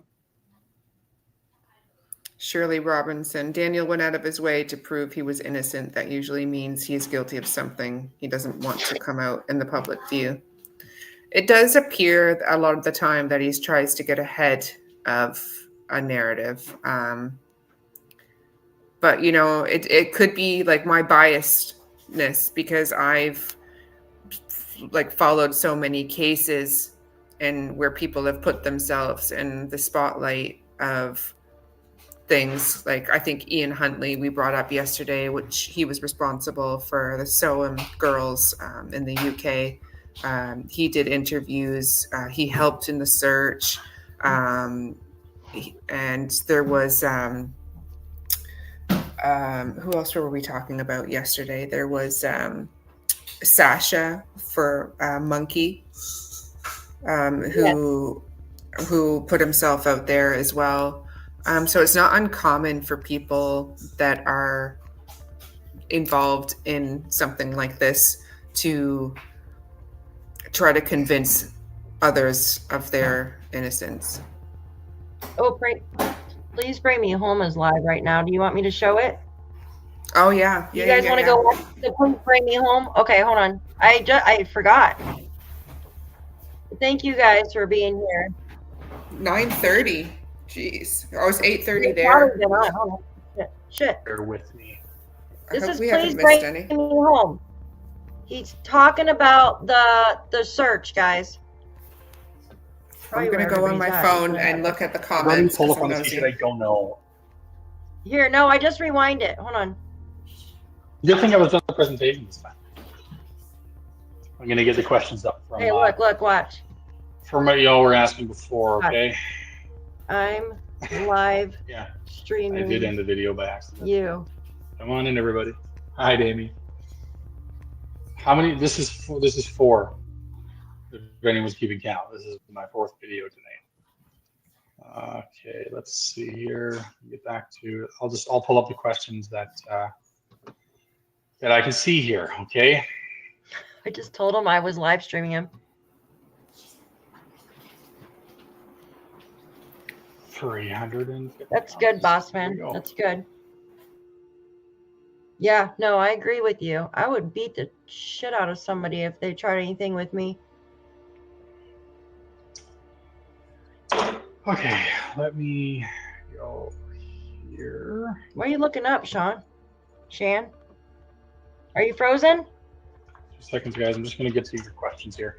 And then you can always come back and Oh, watch this if you're not Okay. if you're not sick of me yet anyway. Let me turn the volume up.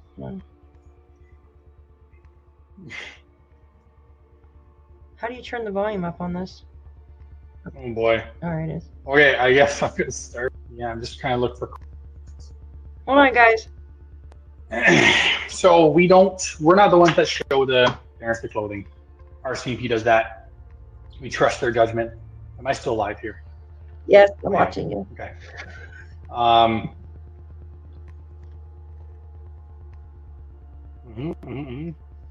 Please bring me home.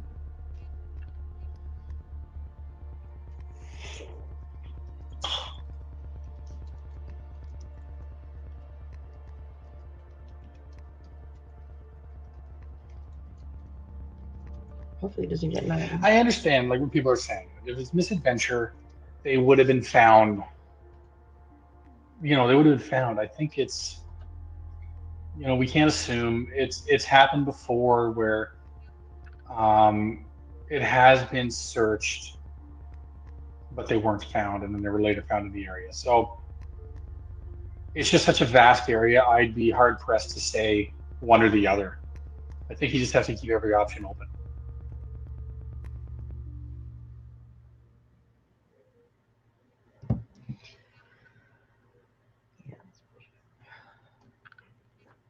Are you gonna talk? Who, me? Why would there only be one boot print? I know. I am getting conflicting information on that. If it was one boot print or a cluster, and I think it's just no matter what, it's a child-sized boot print, and whether it's a cluster or not, it's still evidence in the same way.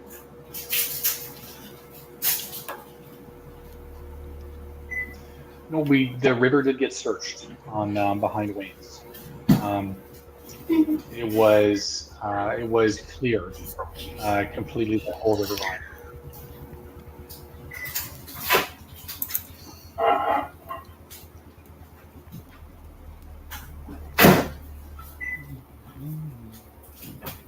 Everyone just telling me that they can hear me. Thank you.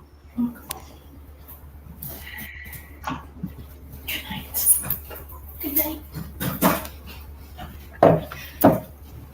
Love you.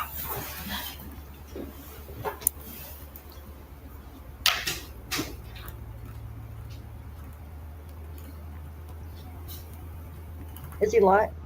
Underwear. When I'm looking at the picture, I just want to err on the side of caution, and I don't know what it was. Underwear of sorts, I guess. But anyway, well, the police have it now. What do you say about the underwear? Underwear of sorts, but the police have it now. Okay. I gotta go to the bathroom. Yep. Need to throw my underwear in the woods in a minute. Sorry. I didn't mean to say that. How long will we continue, or they continue? I don't know if you're referring to Sorry.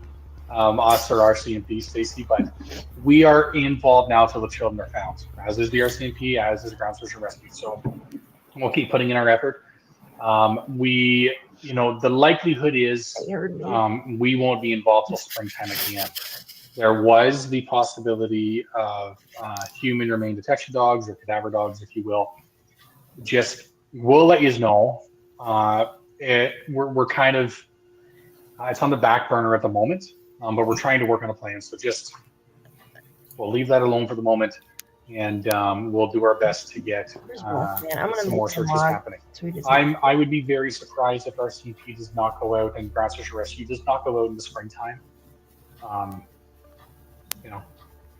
I would be surprised.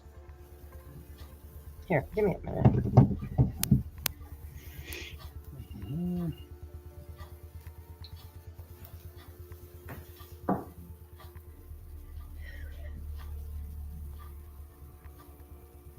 Yeah, some of these I just can't answer, guys. But For the record, Daphne does not poop in the woods. I'm almost caught up. Two. Bear with me. It's in the woods. Sorry, guys. I know. I love you guys. Yeah, I'm sorry. Oh, people are just putting down the numbers. Okay, I didn't know you do that. You put down your numbers.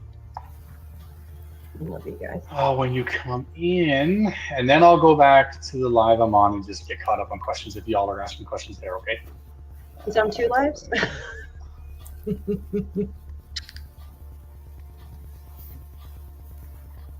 He's like, who's watching me?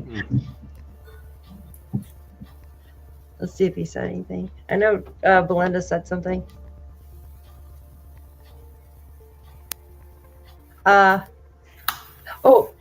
What did he say about the I saw a dog? comment, James is a tank. Yeah, he went under that. James is the guy that, Melissa, when she was searching with us earlier this year, she was the person that said, go down that hill, go up that hill, go down the hill. James is now that guy. I could ask him to go in anywhere and he will go and clear it for us. Want me to ask him a question for you? Put in comment box. A lot of comments. I blocked Streamlabs, guys. If I missed your comments, I thought I blocked. if I missed your questions, rather. Oh my god!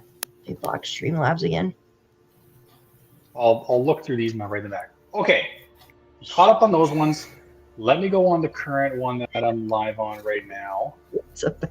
Let me see. What do we got? Okay, 136 people. Okay.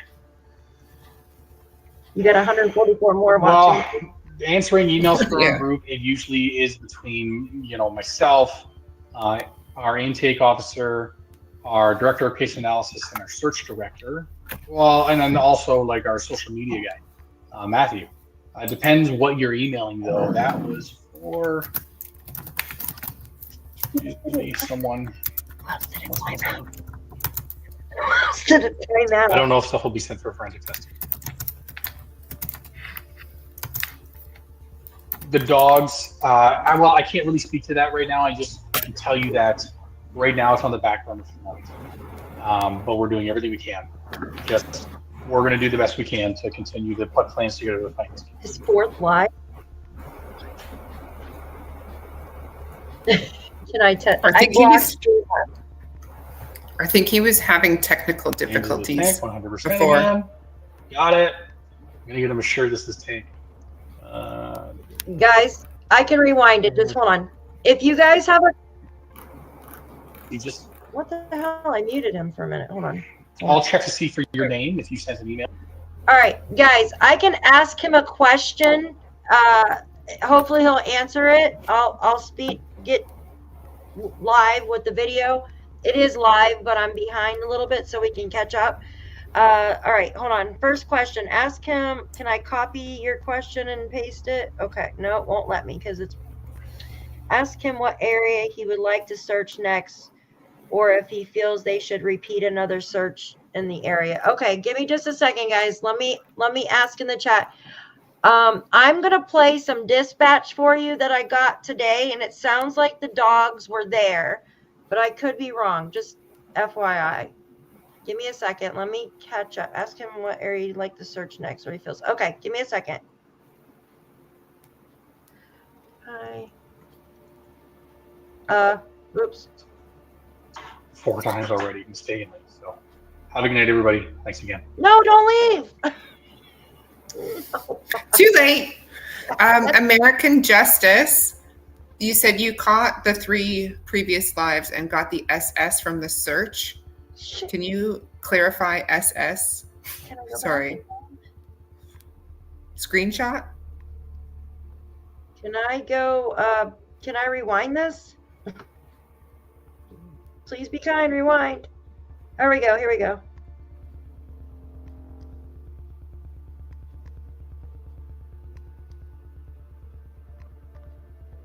Is this the one he just did, or?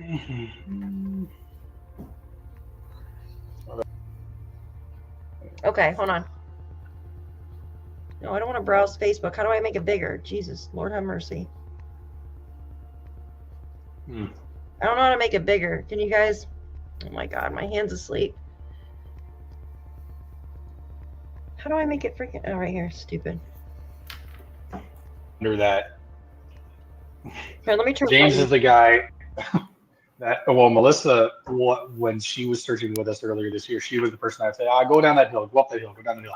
James is now that guy. I could ask him to go in anywhere and he will go and clear it for us.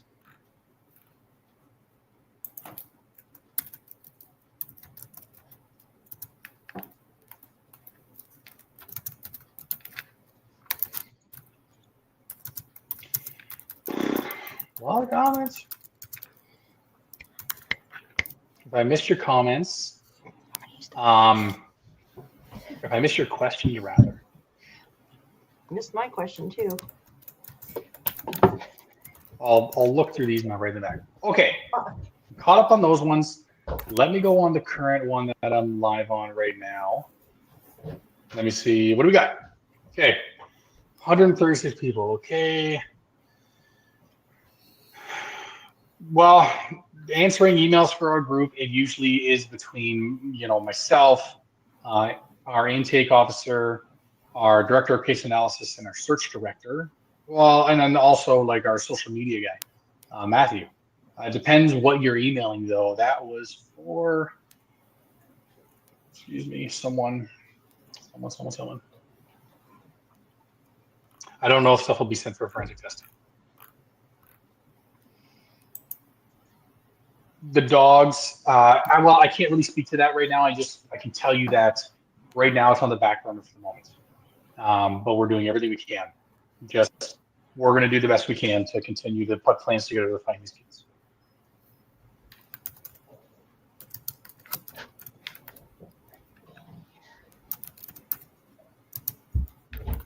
James is the tank, 100% again.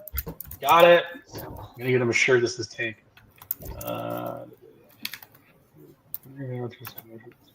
Yeah, I just saw Kelsey. I'll check to see for your name if you sent an email. Turbo or I'll what? respond to you tonight. I had a pee bad.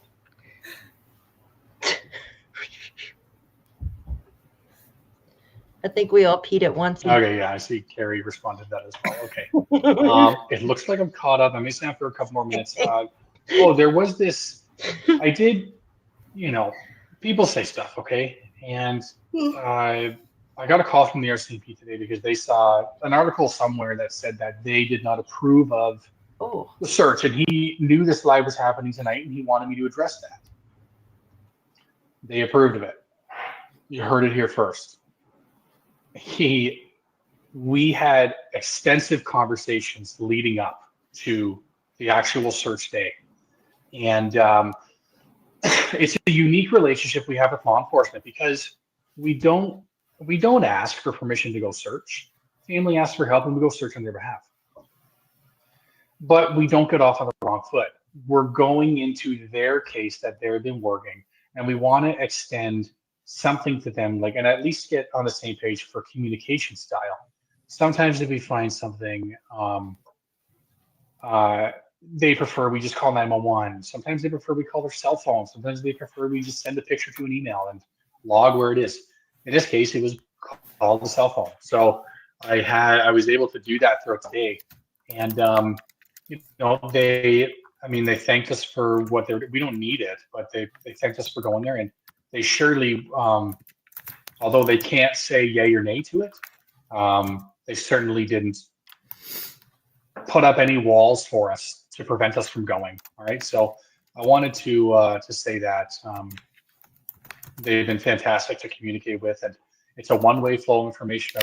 They're not sharing information with us that would messed up the investigation. The only information we got was from the search crew that was with permission from the RCMP, the coordinates of the boot print and where the blanket was found. Just helps us organize the search. Sorry, it was a little bit all over the place, guys. I'm sorry you got to go watch like 2.5 videos.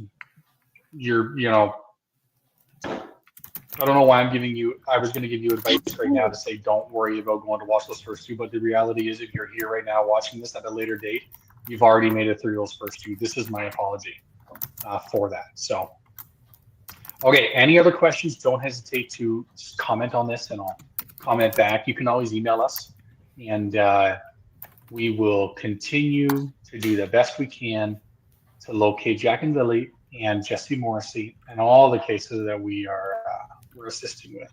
Okay. Thank you, Belinda, for reaching out to us to get the intake started. Thank you to Cheryl and Haley for also reaching out to ask for our assistance on the case for Jack and Lilly. All the best to everybody all around, family and friends. We'll continue to do what we do and continue to search for the missing people. Okay. Thank you very much for tuning in. Here, we'll go the other one. I'm going to end this. It would be crazy if I didn't know how to end it now, because I've ended it 4 times already mistakenly. So have a good night, everybody. Thanks again. He sounds like me. I don't want to watch no mayor. He sounds like me. Let me see if I can figure out. Yeah, you're welcome, guys. If I could turn on the other ones, I will. Give me just a second, okay?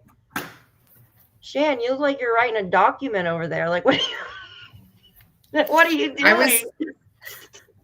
I was trying to look for American Justice's sorry, I've lost my ear pod. She added in the pictures from the search. So I was trying to open that, but it's not working. It's only showing me pictures, which is annoying. And then I was just replying to Shannon, who said that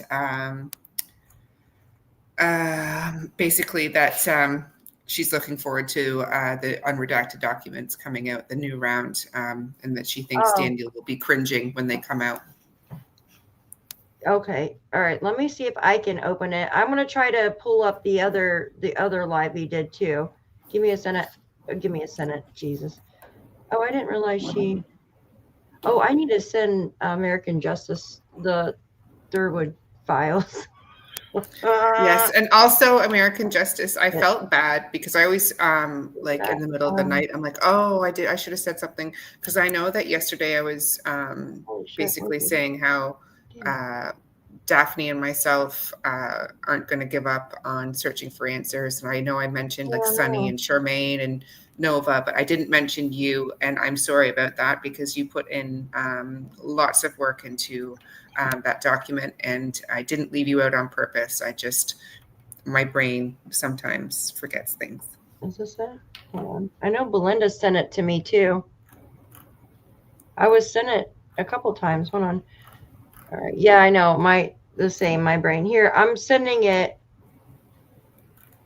How would I do this? I'm going to send it to my email and see if we can open it there, okay?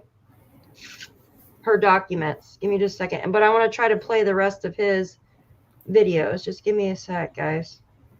And then I probably got to go to bed. Oh my God, we're already on here 2 hours. Look at that shit. So would I just go to his lives, I guess? I wonder if it'll show his other lives. No, I don't want to watch those clowns. No. How do I go back to them? Linda, you're looking for Nick's channel. I don't think he may have one on YouTube actually, but we were streaming this through his Facebook page. Please Bring Me Home on Facebook. He went live on that. This is probably the one. Yeah, this is the one we just watched. Hold on, because I replied to Belinda. Hold on. Wait, I'm pretty sure. Hold on. Yep. This was the one we just watched. I'm trying to figure out how to get to their other ones. It's not reels. Hold on. Lives. Hold on. I got it, guys. I am the bomb. Give me a sec. We're just gonna go backwards. We're just going backwards. I am so smart. You are so smart. Love you guys. All right. You guys ready? Now if it'll play for me. Let me brought cases of water, and one of our right, this case, that there's high emotions. There's some strong emotions through the traumatic event that is taking place out there with Jack and Lilly missing. And my only request is, and I just have to trust that people are going to honor it. One thing I did learn, I do know how to turn comments off. So, but I'd rather people communicate, and I'd rather people ask questions.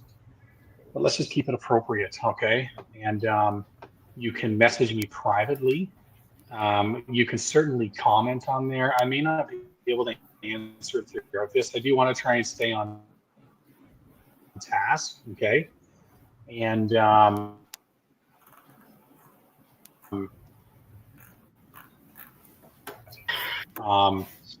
sure you can respect the reasons for that. This is still an active investigation with our CMP.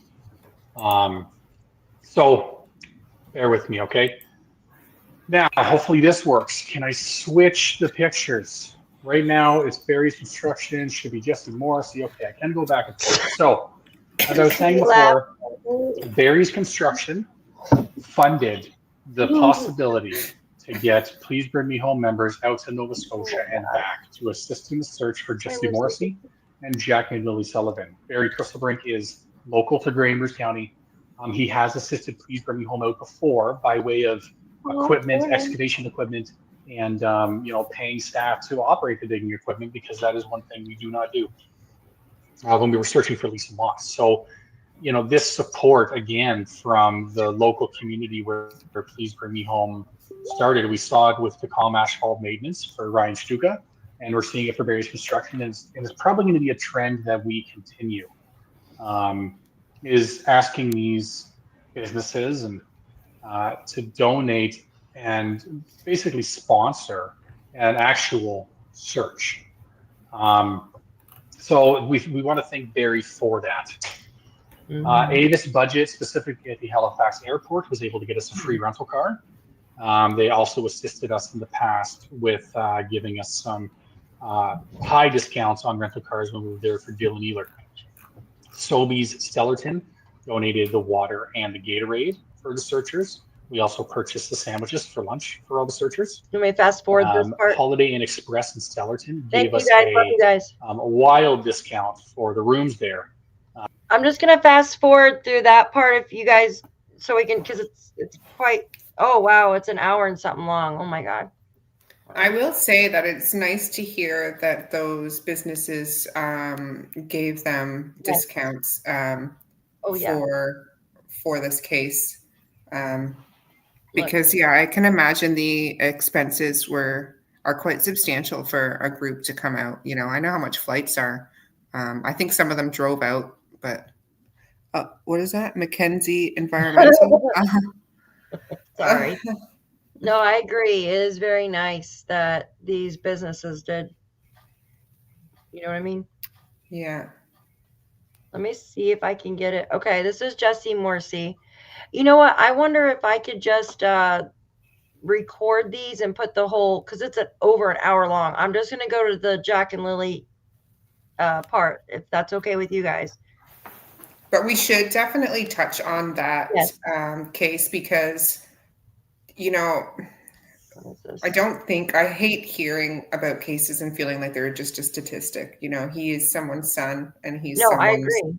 family. And there's just an uncanny amount of cases that resemble his as well. Yeah. An uncanny amount. You've seen me and Tom talk about a couple of them in chat, and it is just ridiculous. This is it right here. So I can, since it's on Facebook, I can record it for everybody and put a video up. I don't see why they would mind, and put it up on my channel tomorrow if you guys would like. Often turns into Trail 42 down here. Okay, it's getting ready to go into Jack and Lilly, if that's okay with everybody. All right. Thank you, guys. Before I move on to this one, I'm just going to check out a couple things. Oh, it's 9:50. Oh my goodness. I know. That's why I said, let me. I'm looking at my laptop. It says 8:50. Same Now. mine does too.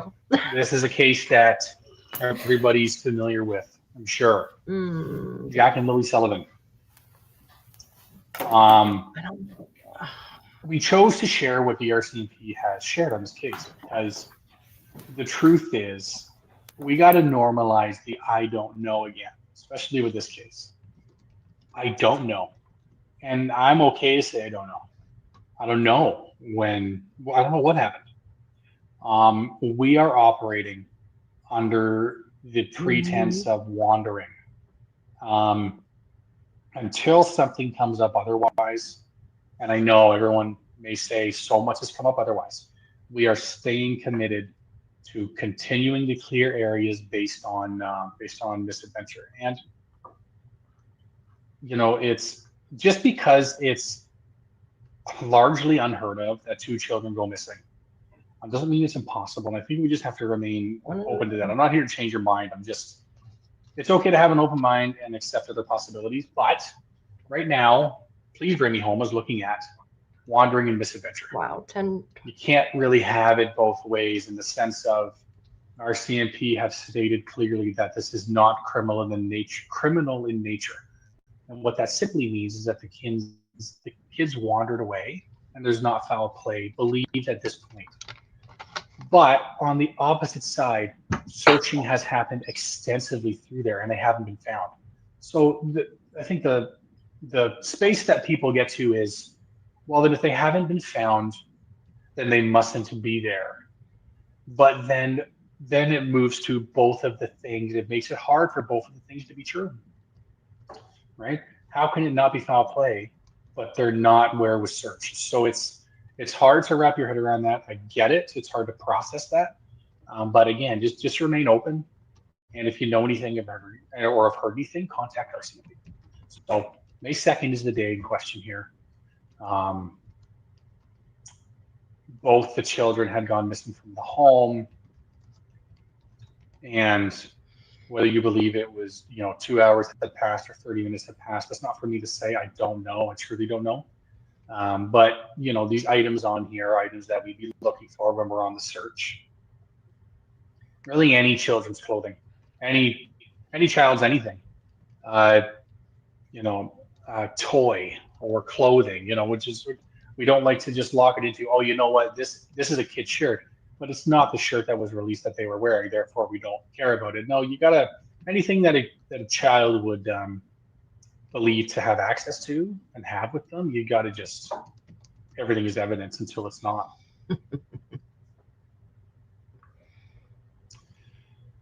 So I know this looks like a mess. Okay. This is the master search plan from Please Bring Me Home. It looks wild, but what it essentially shows is just the extent of the proposed search plan. And it just kind of also shows you how vast those waterways are and the different directions they go to that eventually lead into the middle river of PICTOU. The theory there, of course, is that if they haven't been found and you're believing wandering, the wandering theory, then the likelihood is it involves water or some type of other element that that would assist in hiding the children if they had wandered off. You know, a deep sinkhole. I've heard people talk about mines. You know, animals taking them to their den, if you will. So that's why we are focused on these themselves, this area itself. And I put on here, you know, the last scene, where the blanket was found, where the blueprint was found, and then these two bodies of water that we were curious about searching. Oh, wow. So anyway, Yeah. proposed search plan. I'm going to show you each one before I show you the tracks of each search, just so we're on the same page. Group one, go east and traveling, keeping the river to their south, and then not cross the river. Continue north, go on this side of Landsdowne Lake, My computer doing cross the pipeline trail, and then go in the woods on the northwest side of that trail, and then follow down the river this way. The blueprint was found just up this trail, not far. So, you know, it stands to reason we feel that in here, closest to the house, would have been overcleared. Not that everything was overcleared, but I mean, just in the event of that, more extensive searching would have happened immediately behind the house, maybe not right across the trail. Well, in saying that, I do trust the ground search and rescue services. I think it's important to note that, and I brought Eric Spencer up a lot over the last few days. Eric Spencer was a gentleman who went missing from Ontario. We located him 6 years later, and this was an area that was extensively cleared. And we found him not because of malfeasance by the search and rescue teams. We found him because no evidence came up that he left those woods he walked into. So we changed our tactic and we just followed the water. We stuck to the side of the waterways. It was swampy, made our way up to a north end, and we located his remains. I'm not saying that would happen in this case, but you have to think logically that if you're sticking with wandering, then they're obviously hidden so well that they were missed by highly trained search and rescue. So they did such a good job that I think that the only way they wouldn't have seen them is if they were underwater. And that's just, we're human, okay?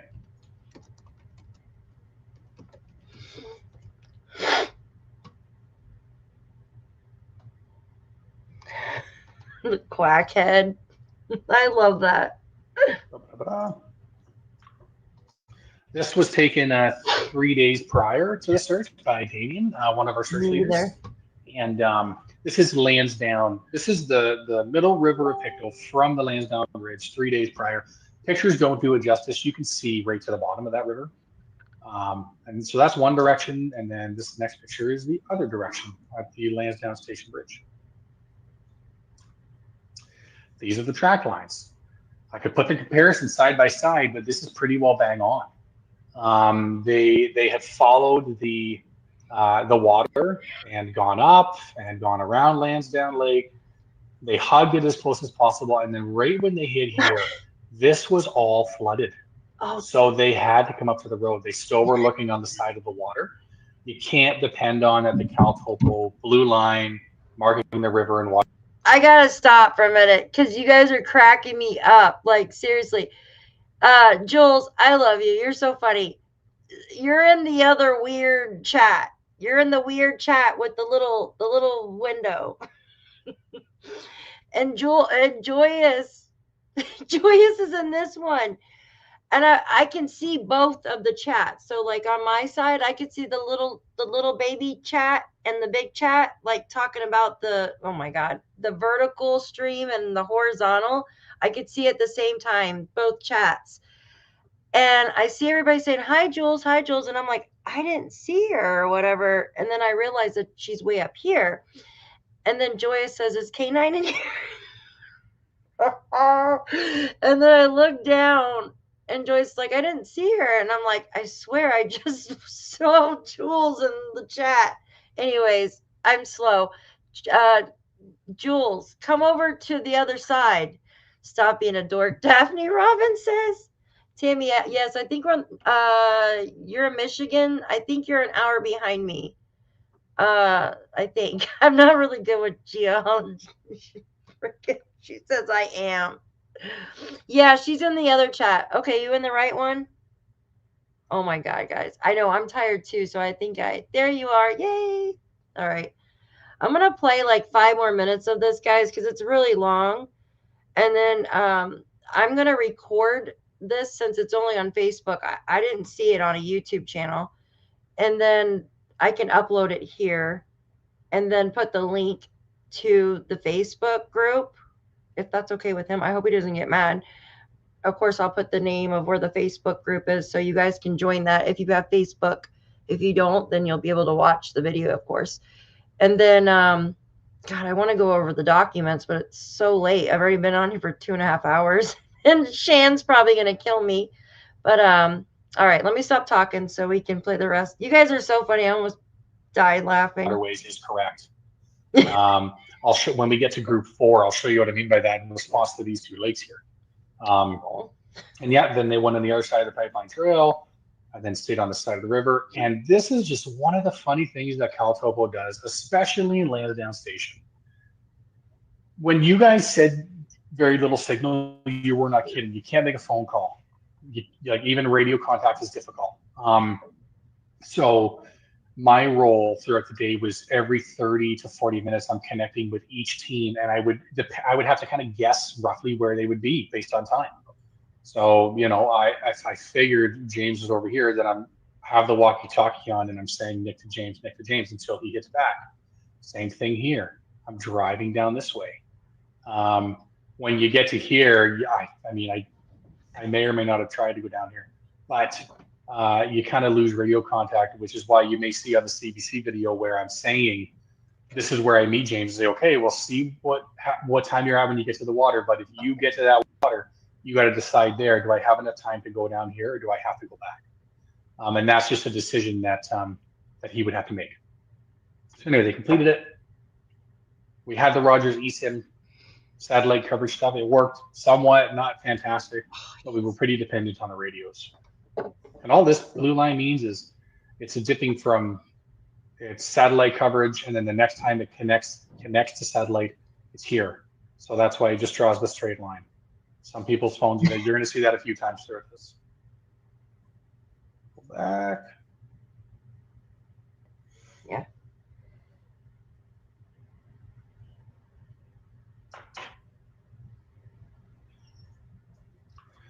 This is just showing, I like to add this on. It's called the map builder overlay to show you the roadways. So, but what I like about it mostly is it shows you the water.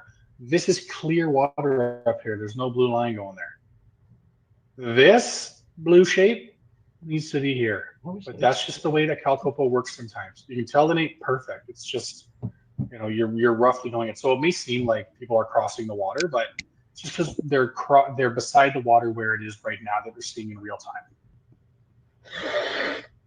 And then even down here, you can see like the river looks like it's right here even. And it's obviously a little bit wider.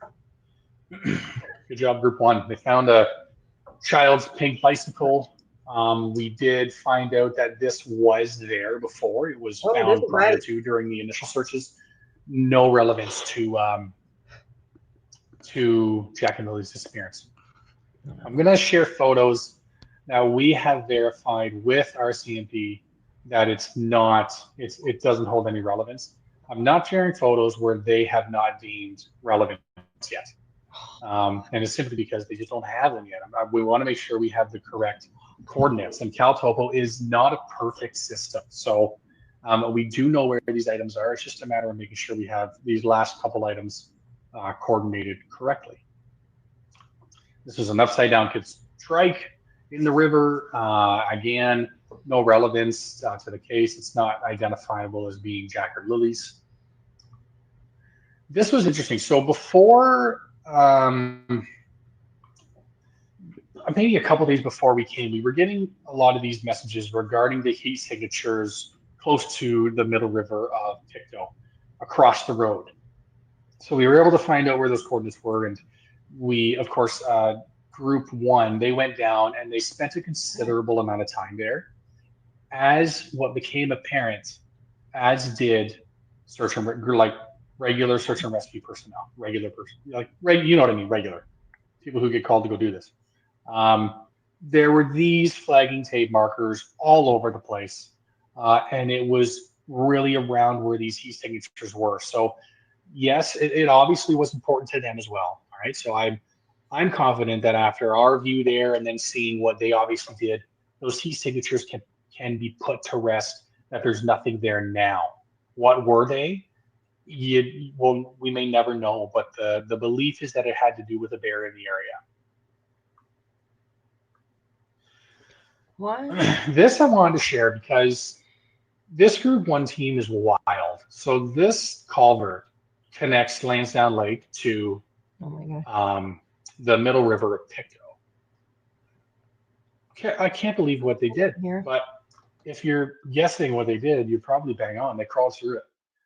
You can see a lot of the debris is kind of washed here. So they crawled through, they moved sticks, they made sure that they're not missing anything.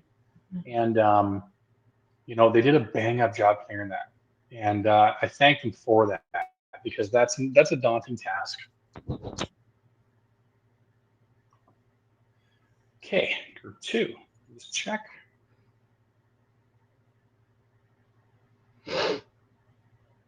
I'll go through the comments after, guys, and I will. I'll comment back to what I can. All right, so just bear with me. I'm not gonna forget you. I'm gonna come back and go through them. Okay, so this is group two. Group two started again Landsdowne Station Road, and they were to stay on this side of this first river, and then when it connects, turn back, cross that Landsdowne Station, follow this river, keeping it on to the north, get up on McLeod Road, go around, and then out past Landsdowne Lake. There you I go. should mention that each team was responsible for approximately 5 kilometers of searching, is what we mapped it out to be. Sometimes it did not. Sometimes it doubled. One of the search groups doubled, and we'll talk about that at the very end. But this search group, they were to clear this area of the waterways, looking for any debris of any sort. Mm-hmm. And this is their line. So if I go back just briefly here, and I just kind of want to zoom in and show you. It's not going to let me zoom in and go to this picture. It's fine. Facebook Live is not my friend. Okay. So you can see they started here. And if you remember from the picture earlier, it showed like the river actually going here and then coming back. But it was just flooded. We all got so much rain over the last few weeks. We sure know how to time these searches sometimes. But that's as far as they could get in. Then they had to come back. And then now they're on that south side of the river. An event took place here. And I'm going to talk about that more for the group three, all right? But after this event took place, we had asked groups 2 and 3 to come out. They came out here, went up to Lorda Park and came out, and we drove them back to the Union Center for a break and a debrief, and then we sent them back out.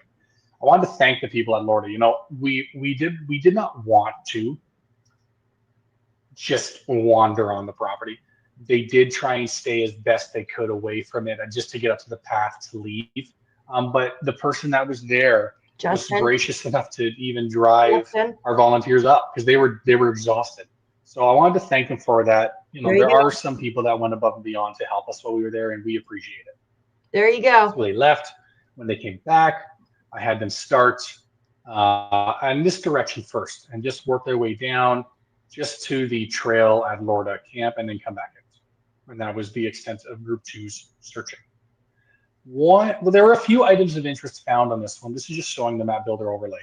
I'm not going to show, well, I'll go through this one first. This was a boy's t-shirt. Well, it could be a girl's t-shirt. It's a t-shirt.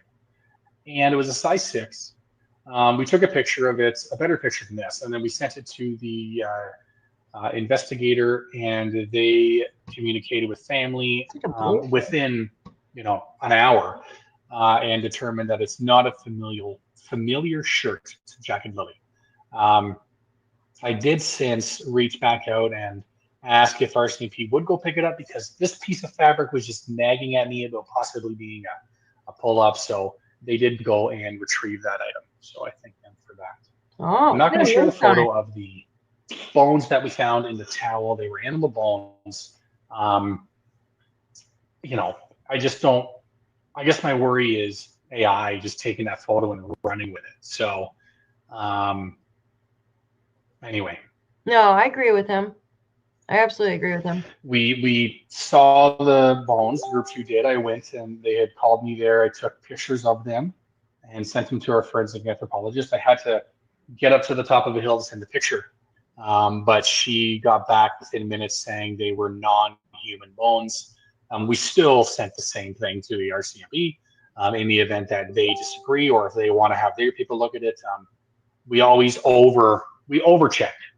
We never just take things as they are most times. Group 3. Now, this is going to be the best, showing this map is going to be the best time to talk about this, because Group 3, they were to, in my words, okay, we were coming from this direction. Union Hall is north on Gairloch Road, okay? And we're going to pause it there, guys, and pick up more tomorrow. I'm going to record this entire segment. It's so long, and there's another part to it. And, of course, I will give them all the thanks for it, right? And a link to their Facebook, because I know some people don't have Facebook. But Miss Shenanigans has got to go, and so do I. It's like 10:30 her time and almost 9:30 my time, and I know you guys are all tired too, probably, right?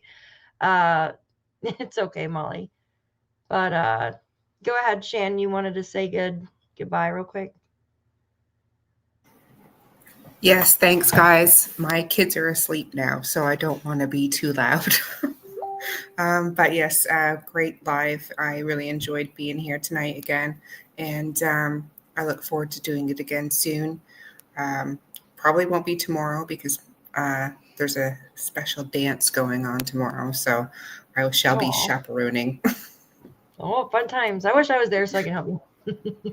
Yes, no, I wish I was closer, but I will probably fall asleep to listening to AB or something. Or listening to me. Okay. He's got a really soothing voice. Yeah. Him and Jules, him and Justin both. Like, yeah, Yes. And Nova. They always put me to sleep. It's either that or Canadian Prepper. I really like him too. You always hear people say, I go to sleep with ASMR. We go to sleep with true crime on. Yeah. Yeah. No, I try to change it up from murder investigations, which is usually what I fall asleep to. Oh my gosh. Like wake up. Interrogating videos. Yeah. I wonder why I dream about it. Yeah, right. Wake up and you're like, what the? Yes. Thanks, all right. Well, good night, everyone. And bye. I will see you all shortly. All right. Have a great night. We'll see you later. Okay. Bye. Bye. She's freaking awesome, right, guys? Yeah, Jules, you're awesome too. What did she say? Oh my gosh, Robin, thank you for the 5 gifted memberships. I appreciate you being here and gifting those memberships. If you guys received one of those, please tell Miss Robin thank you very much. Tell her thank you very much. I appreciate you, Robin. Thank you. Thank you so much. I fall asleep to the ID channel. You guys are so funny. Oh my gosh. Jules, They do have a soothing voice. Yes. I need to ask you. Oh, you'll be here tomorrow. Awesome. Thank you. I have to ask you something. Somebody wanted me to ask you if you would ever be like consider going up there. I know that you were considering it, but there was fires going on, right? Like when you were considering it in the summer, would you ever consider, I don't want to put you on the hot spot, put you in the hot chair. Would you ever consider like going up to Nova Scotia maybe or something to help search? Awesome. Thank you. Thank you so much. Oops, Jesus Christ. I can't even do this. Thank you. That would be awesome. We'll talk more. I have another case that's actually really close to here, like close to PA in New York. And I want to talk about it. And I think you will be really interested in it. Like, I want to send you all this stuff tomorrow because I want to do a live on it too. It's actually a cold case, and like they can't find her body, and the kids want to have closure. So her body, like she's been missing since 2001, September 12th, 2001. And the reason why it really didn't get solved is because all the police officers from New York State were in New York City. If I had a microphone, which I'm going to be buying one here soon because YouTube like sends us our stuff. So I'm buying my microphone as soon as that happens. So I'll have a soothing voice too. Her name is Michelle Harris. Michelle Harris. Yes. I want to really put some focus on this, and I'm really wanting to take a little trip, a little drive, and I know where their house is and everything, and do some recon. But they're reopening the case. Yeah. I know everybody's like, girl, you've been on for 3 hours. But I love you guys. I'm going to get off here. I promised you I will record these because I want to document all this too. And I don't think they have a Facebook. I don't know. Or a YouTube. Sorry. I'm so tired too. But yeah, you guys are awesome. Yeah, I love you guys. You're great. Thank you guys for all being here. Seriously, like, you guys are amazing. I wish I could stay up all night and just talk, but I can't. I wish I could be like Justin and like do live after live after live. I don't know how he does it. I'm always tired. Like, I was tired as soon as I woke up this morning. Seriously, like, I'm like, as soon as I wake up, I'm like, I want to go back to bed. I could sleep all day, seriously. All right, guys. Thank you so much. Yeah, you guys are awesome. Thank you. Salty, you're awesome. Robin, Jules, all of you guys, Bobby, everybody, thank you so much. Phoenix, cool. Molly, Enoch, thank you. American Justin, yeah, you're awesome. She's like, I fall asleep to the ID channel. I love that. Yeah, you guys are amazing. Thank you. I'm going to go clean my makeup off. And, oh, I want to show you guys real quick. Wait, don't leave. Look at that. This is my daughter's old room. Well, she still sleeps in here sometimes, but do you guys see the Sleeping Beauty? Jules, do you see the Sleeping Beauty? Oh my gosh, isn't she freaking hilarious? This is, if you get a German Shepherd, this is what they do. They take over the bed and sleep in your bed. A big baby. Oh my gosh, yeah, this is a human. Look at that though, like, like literally tore the blankets back because the bed was made. The bed was made. Yeah, stop, exactly. The freaking bed was made, and look at the cat. Look at the cat. And she snuggled under the covers and went right to bed. Oh my God, Streamlabs, stop. God, stupid Streamlabs. All right, Streamlabs is in timeout again. Freaking can't. Oh my God. Oh, I thought, oh shit, I hope I didn't do that. Hold on. All right, Streamlabs, go away. Yeah, stop shaming me. I just think that's the cutest freaking thing in the world, though, don't you? Or one of the cutest things. All right. All right, guys. I love y'all. Yeah, dogs are great. Can't see Cat. She's at the end of the bed. She's got the little square on the bottom. All right, guys. I'm going to go put Sleeping Beauty in her bed. And, whoa, that's like way up there. Yeah, I try to put Streamlabs in time. I gotta tweak it. Because it's been nasty tonight. So words covered it. I love that. All right, guys. I love you. Hi, Squid. Have a great night, and we will see you all tomorrow. I appreciate each and every one of you. StreamYard, go home. You're drunk. StreamYard's blocked, timed out. Good night, guys. Thank you so much.